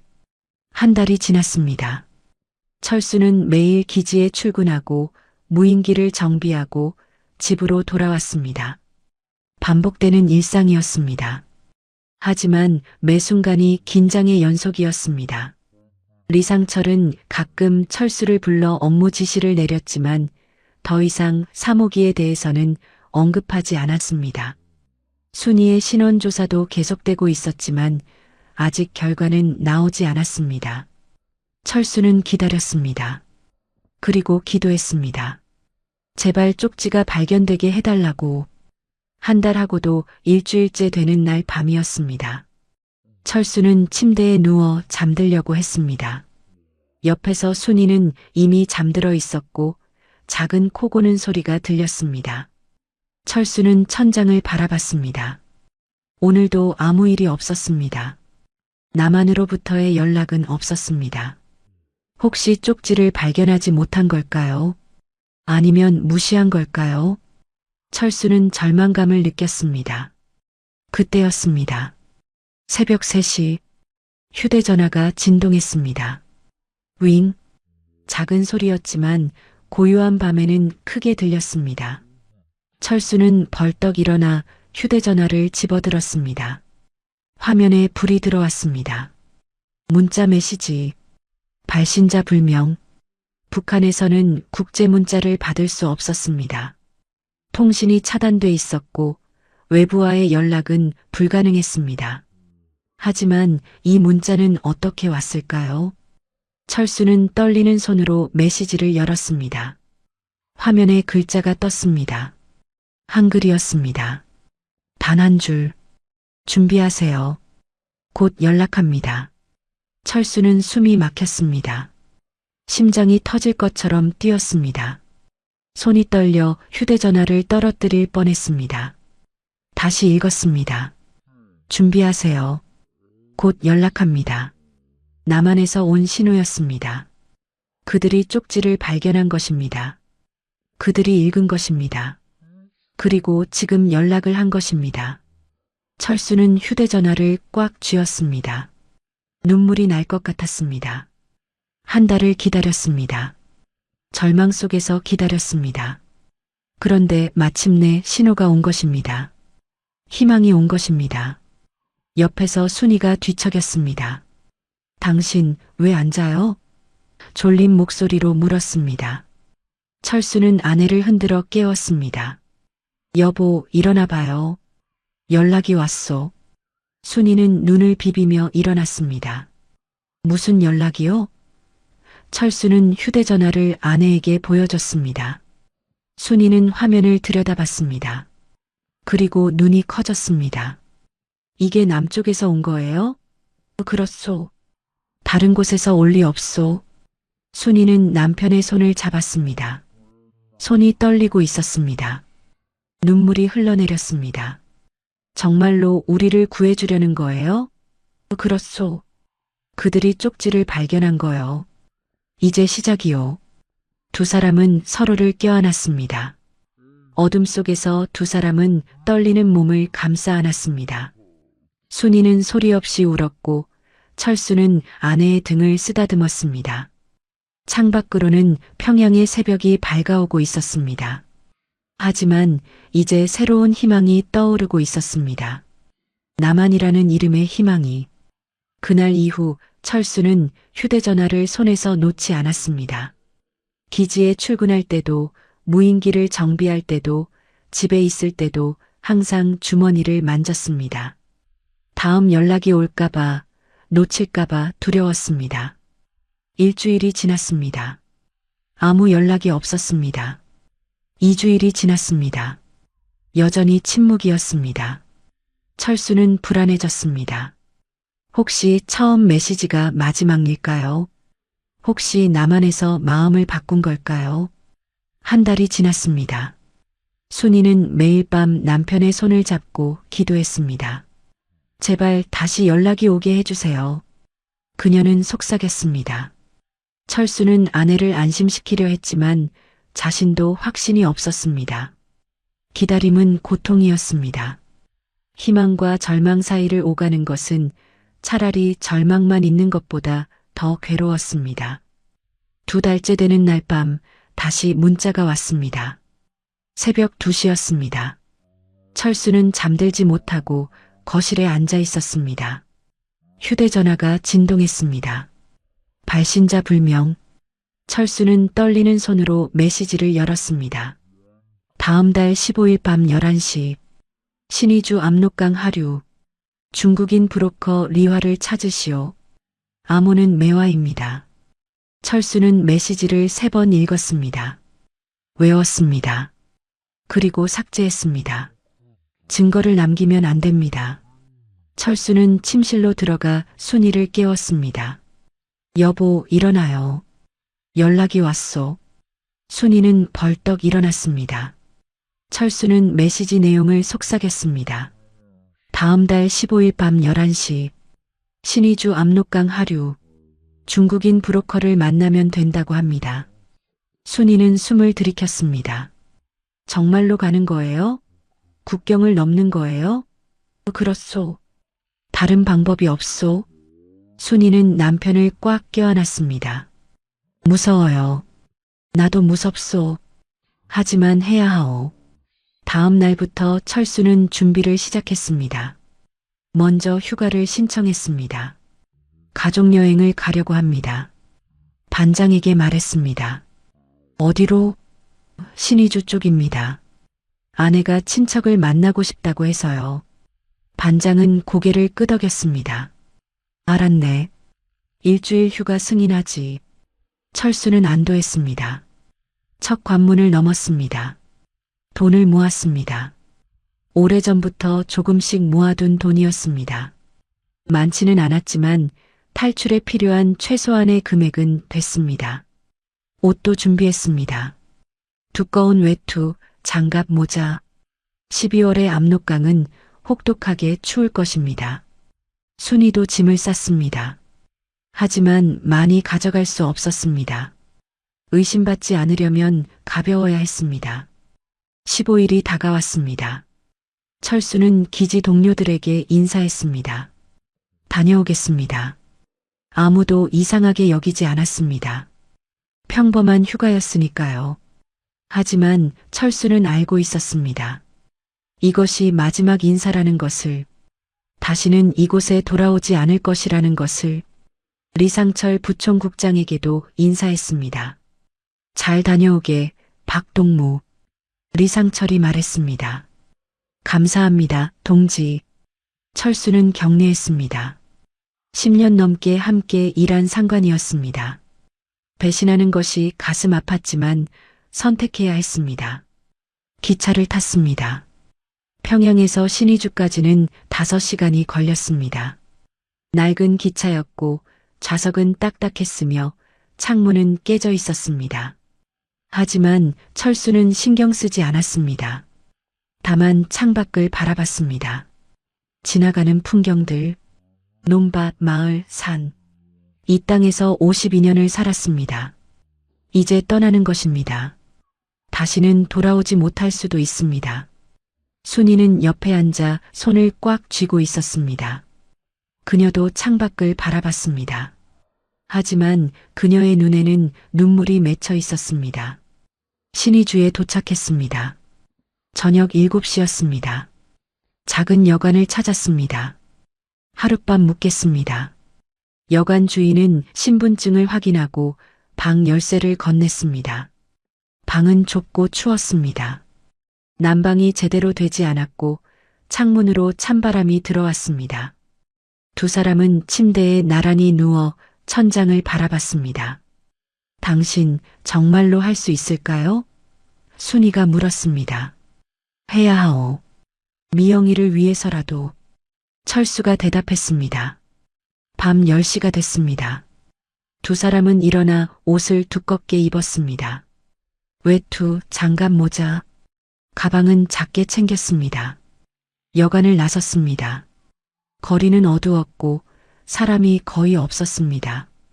가로등도 몇 개 되지 않았습니다. 철수는 미리 받은 좌표를 따라 걸었습니다. 압록강 하류, 신의주 외곽. 걸어서 1시간 거리였습니다. 추웠습니다. 12월의 밤 공기는 뼈를 애는 듯 차갑고 입김이 하얗게 나왔습니다. 순이는 떨었습니다. 괜찮소? 철수가 물었습니다. 네, 괜찮아요. 순이가 대답했습니다. 하지만 그녀의 목소리는 떨렸습니다. 두 사람은 계속 걸었습니다. 발소리만이 밤을 깼습니다. 밤 11시 약속 장소에 도착했습니다. 압록강 하류였습니다. 강은 반쯤 얼어 있었고 검은 물과 하얀 얼음이 뒤섞여 있었습니다.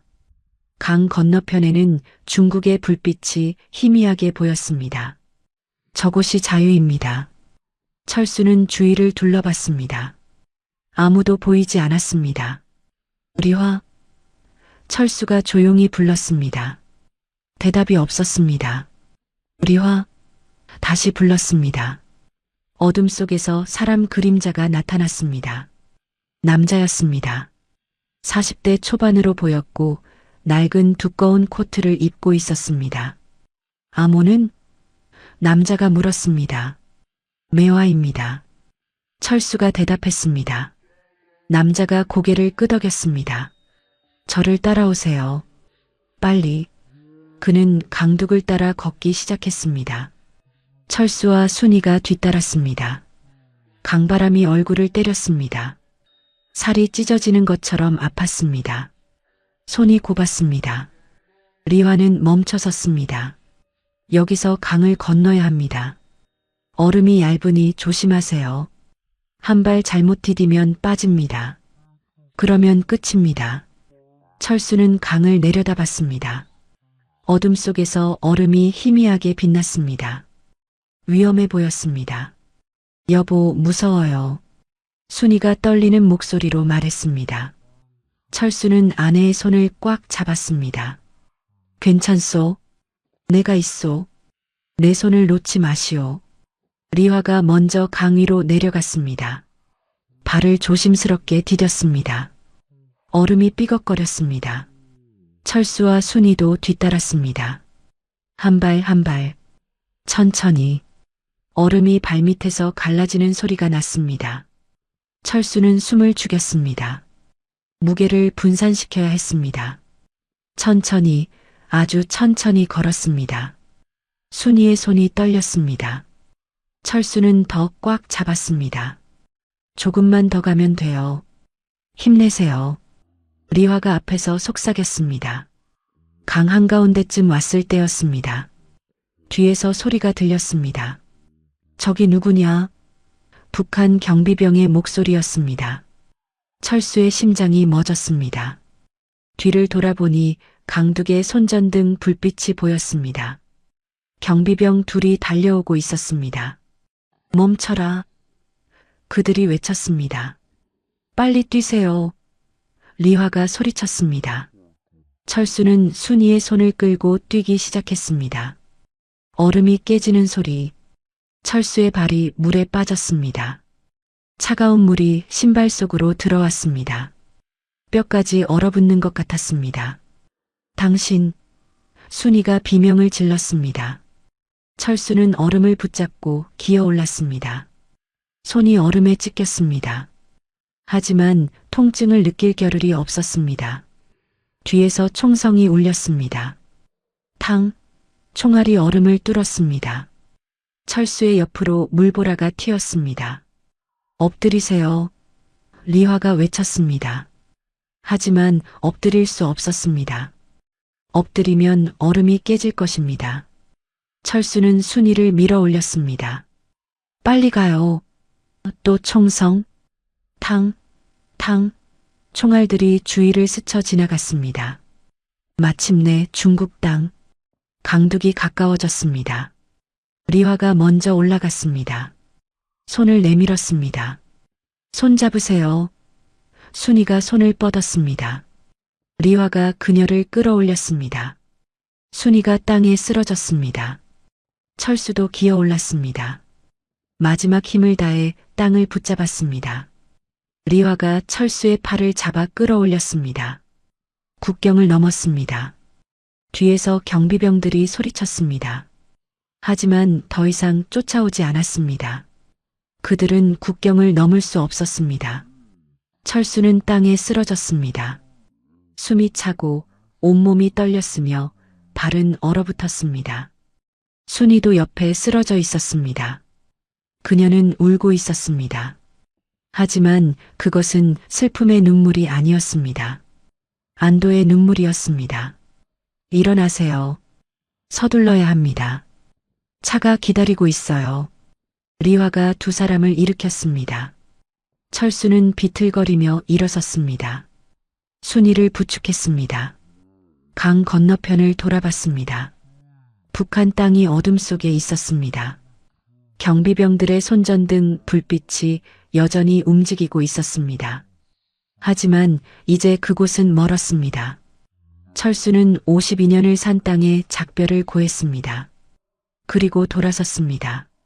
앞으로만 가야 했습니다. 리화가 앞장섰습니다. 차까지 10분입니다. 빨리 걸으세요. 세 사람은 어둠 속을 걸었습니다. 중국 땅이었습니다. 자유로운 땅이었습니다. 하지만 아직 안전하지 않았습니다. 중국 공안이 발견하면 북한으로 송환될 것입니다. 서울까지 가야 진짜 자유였습니다. 철수는 순이의 손을 꽉 잡고 걸었습니다. 발이 아팠고 온몸이 떨렸지만 멈출 수 없었습니다. 앞으로, 계속 앞으로. 차가 숲속 비포장 도로에 숨겨져 있었습니다. 낡은 벤이었고 불이 꺼져 있었습니다. 리화가 문을 열었습니다. 타세요. 서둘러. 철수는 순이를 먼저 태웠습니다. 그리고 자신도 올라탔습니다. 차가 출발했습니다. 헤드라이트도 켜지 않은 채 어둠 속을 달렸습니다. 창밖으로 중국의 밤이 지나갔습니다. 철수는 뒤를 돌아봤습니다. 압록강이 점점 멀어졌습니다. 북한이 멀어졌습니다. 52년을 산 땅이 사라졌습니다. 3주가 걸렸습니다. 중국 여러 도시를 거쳐 브로커들의 손을 타고 위험한 길을 지나 마침내 서울에 도착했습니다. 비행기가 인천공항에 착륙하는 순간 순이는 남편의 손을 꽉 잡았습니다. 정말 도착한 거예요? 그렇소. 대한민국이요. 철수가 대답했습니다. 창밖으로 서울의 불빛이 보였습니다. 평양과는 비교할 수 없이 밝고 화려했습니다. 순이는 눈물을 흘렸습니다. 49년 만에 돌아온 고향이었습니다. 국정원 사무실. 철수는 김준석 팀장 앞에 앉아 있었습니다. 박철수 씨, 약속대로 무인기 정보를 주시면 저희가 따님 구출 작전을 진행하겠습니다. 김준석이 말했습니다. 철수는 주머니에서 작은 USB를 꺼냈습니다. 손이 떨렸습니다. 그 안에는 30년간 축적한 모든 것이 담겨 있었습니다. 평양 외곽 정찰 총국 무인기 기지의 정확한 좌표, 비행 경로 데이터, 기술 사양, 보안 체계, 인력 배치도, 교대 시간표, 리상철 부총국장의 신상 정보, 동료들의 명단, 철수의 모든 것이었습니다. 이걸 넘기면 제 동료들도 위험해집니다. 철수의 목소리가 떨렸습니다. 기지도 폐쇄되겠죠. 함께 일한 사람들도 조사받을 겁니다. 10년 넘게 일한 리상철 부총국장도 의심받을 거예요. 하지만 딸을 살리려면 이것밖에 없습니다. 철수는 USB를 책상 위에 놓았습니다. 김준석은 그것을 집어들었습니다. 알겠습니다. 이 정보를 바탕으로 따님을 반드시 데려오겠습니다. 철수는 고개를 숙였습니다. 부탁드립니다. 감사합니다. 6개월이 지났습니다. 서울 마포구의 작은 아파트. 철수와 순이는 새로운 삶을 시작했습니다. 국정원의 지원으로 거처를 마련했고 탈북자 정착 교육을 받았습니다. 나만의 언어, 나만의 문화, 나만의 삶. 모든 것이 낯설었습니다. 순이는 49년 만에 돌아온 고향이었지만 이미 모든 것이 달라져 있었습니다. 부모님은 이미 세상을 떠났고 동생들도 흩어졌으며 고향집도 사라졌습니다. 하지만 자유는 있었습니다. 아침에 일어나 창문을 열면 서울의 아침이 밝았습니다. 거리에는 사람들이 자유롭게 걸었고 카페에서는 커피 향이 났으며 서점에는 금지되지 않은 책들이 가득했습니다. 철수는 매일 아침 한강을 바라봤습니다. 저강 위로 무인기가 날았습니다. 그 안에 작은 쪽지가 가족을 구했습니다. 기적 같은 일이었습니다. 하지만 딸은 없었습니다. 미영은 여전히 수용소 어딘가에 있었습니다. 국정원은 구출 작전을 준비 중이라고 했지만 확신할 수 없었습니다. 순이는 매일 밤 딸을 위해 기도했습니다. 거실 창가에 앉아 북쪽 하늘을 바라보며 속삭였습니다. 미영아, 조금만 기다려. 엄마가 꼭 데려올게. 철수는 아내의 어깨에 손을 얹고 함께 기도했습니다. 어느 날 저녁이었습니다. 6월의 따뜻한 저녁이었고 창밖으로는 석양이 지고 있었습니다. 순이는 거실에서 텔레비전을 보고 있었습니다. 뉴스가 나오고 있었고 아나운서가 날씨를 전했습니다. 평범한 저녁이었습니다. 철수는 부엌에서 저녁을 준비하고 있었습니다. 김치찌개를 끓이고 있었고 밥을 짓고 있었습니다. 남한에서 배운 요리였습니다. 현관벨이 울렸습니다. 딩동. 순이는 텔레비전에서 눈을 떼고 현관을 바라봤습니다. 당신 누가 왔나 봐요. 내가 볼게요. 철수가 부엌에서 나와 현관으로 갔습니다. 문을 열었습니다. 김준석 팀장이 서 있었습니다. 그리고 그 옆에 누군가 더 있었습니다. 철수는 숨이 멎었습니다. 미영이었습니다. 초췌해졌지만 분명 미영이었습니다. 25세의 딸은 이제 훨씬 늙어 보였습니다. 얼굴은 야위었고 머리카락은 짧게 잘렸으며 몸은 앙상했습니다. 수용소에서의 1년이 그녀를 늙게 만들었습니다. 하지만 살아 있었습니다. 눈에는 여전히 생기가 남아 있었고 입가에는 희미한 미소가 떠올랐습니다. 아버지, 미영의 목소리, 떨리고 가늘었지만 분명한 목소리였습니다. 철수는 한 걸음 다가가 딸을 껴안았습니다. 온몸이 떨렸습니다. 눈물이 쏟아졌습니다. 미영아, 미영아. 그는 딸의 이름을 계속 불렀습니다. 거실에서 순이가 달려왔습니다. 현관에 선 딸을 보는 순간 그녀는 비명을 질렀습니다. 미영아. 순이는 달려가 딸을 안았습니다. 세 식구는 현관에서 얼싸안고 울었습니다. 김준석은 조용히 물러나 차로 돌아갔습니다. 이것은 가족의 시간이었습니다. 한참을 울고 나서야 세 사람은 거실로 들어갔습니다. 소파에 앉았습니다. 미영은 엄마와 아빠 사이에 앉았고 부모는 딸의 손을 꽉 잡았습니다. 어떻게 나온 거니? 철수가 물었습니다. 어느 날 밤 수용소 경비병 한 명이 저를 데리고 나왔어요. 아무 말도 하지 않고 차에 태웠어요. 그리고 중국 국경까지 데려다 줬어요. 거기서 남한 사람들을 만났고 비행기를 타고 왔어요. 미영이 대답했습니다. 아버지가 그렇게 하신 거니? 미영이 물었습니다. 철수는 고개를 끄덕였습니다. 무인기에 쪽지를 숨겼다. 남한 사람들이 발견했고 우리를 도와줬어.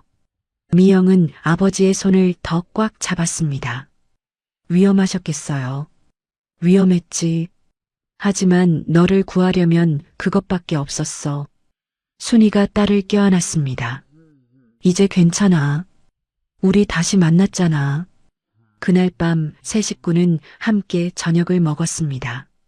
철수가 끓인 김치찌개였습니다.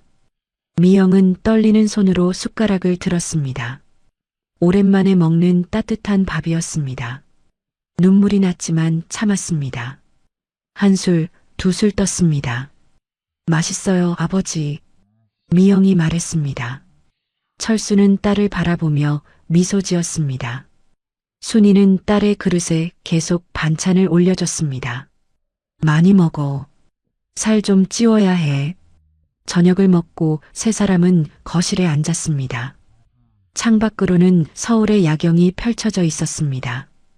반짝이는 불빛들이 밤하늘을 수놓았습니다. 63빌딩, 남산타워, 한강 다리들, 자유의 도시였습니다. 철수는 창밖을 바라봤습니다. 저 하늘 어딘가를 무인기가 날았습니다. 그 안에 작은 쪽지 한 장. 대한민국 국정원 귀하. 제 딸을 구해주십시오. 그 간절한 외침이 기적을 만들었습니다. 하지만 철수는 알고 있었습니다. 북에 남겨진 사람들을 생각하면 이 자유는 무겁고 슬픈 것이라는 것을. 리상철 부총국장은 어떻게 됐을까요? 함께 일한 동료들은 조사받고 있을까요? 기지는 폐쇄됐을까요? 철수는 그들에게 미안했습니다. 하지만 선택해야 했습니다. 그리고 선택했습니다. 딸을 살리기 위해. 아버지, 무슨 생각하세요? 미영이 물었습니다. 철수는 고개를 돌려 딸을 바라봤습니다. 25세 딸, 수용소를 이겨낸 딸, 지금 자신의 옆에 앉아있는 딸. 아무것도 아니야. 그냥 내가 여기 있다는 게 믿기지 않아서. 미영은 아버지에게 기대었습니다. 저도요. 이게 꿈인 것 같아요. 순이가 두 사람을 껴안았습니다. 세 사람은 그렇게 서로를 안고 있었습니다. 서울의 밤이 깊어갔고 창밖으로는 자유의 불빛이 반짝였습니다. 서울 상공을 날던 북한 무인기. 그 안에 숨겨진 작은 쪽지. 한 아버지의 절규가 담긴 종이 한 장이 한 가족을 구했습니다. 불가능해 보이던 일이 가능해졌고 절망 속에서 희망이 피어났습니다. 이것이 기적이 아니면 무엇이겠습니까? 하지만 철수는 압니다. 이 기적은 공짜가 아니었다는 것을. 30년 충성의 배신, 동료들에 대한 죄책감, 그리고 다시는 밟을 수 없는 고향 땅. 그 모든 것의 대가였습니다. 자유는 가볍지 않았습니다. 하지만 적어도 딸은 살았습니다. 가족은 함께 있었습니다. 그것만으로도 충분했습니다. 오늘 이야기를 들으신 여러분께 감사드립니다. 한 가족의 절박한 선택과 용기, 그리고 작은 종이에 담긴 희망의 이야기였습니다. 때로는 불가능해 보이는 상황 속에서도 포기하지 않는 마음이 기적을 만든다는 것을, 가족을 향한 사랑이 얼마나 강한 힘을 가지고 있는지를 이 이야기는 보여줍니다. 동시에 자유라는 것이 결코 가볍지 않으며 그것을 얻기 위해 치러야 하는 대가가 있다는 것도 기억해야 할 것입니다. 이 이야기가 여러분께 작은 위로가 되었기를 바랍니다. 구독과 좋아요는 더 좋은 이야기를 전하는데 큰 힘이 됩니다. 오늘도 이 사연을 들어주셔서 감사합니다. 다음 이야기에서 또 뵙겠습니다.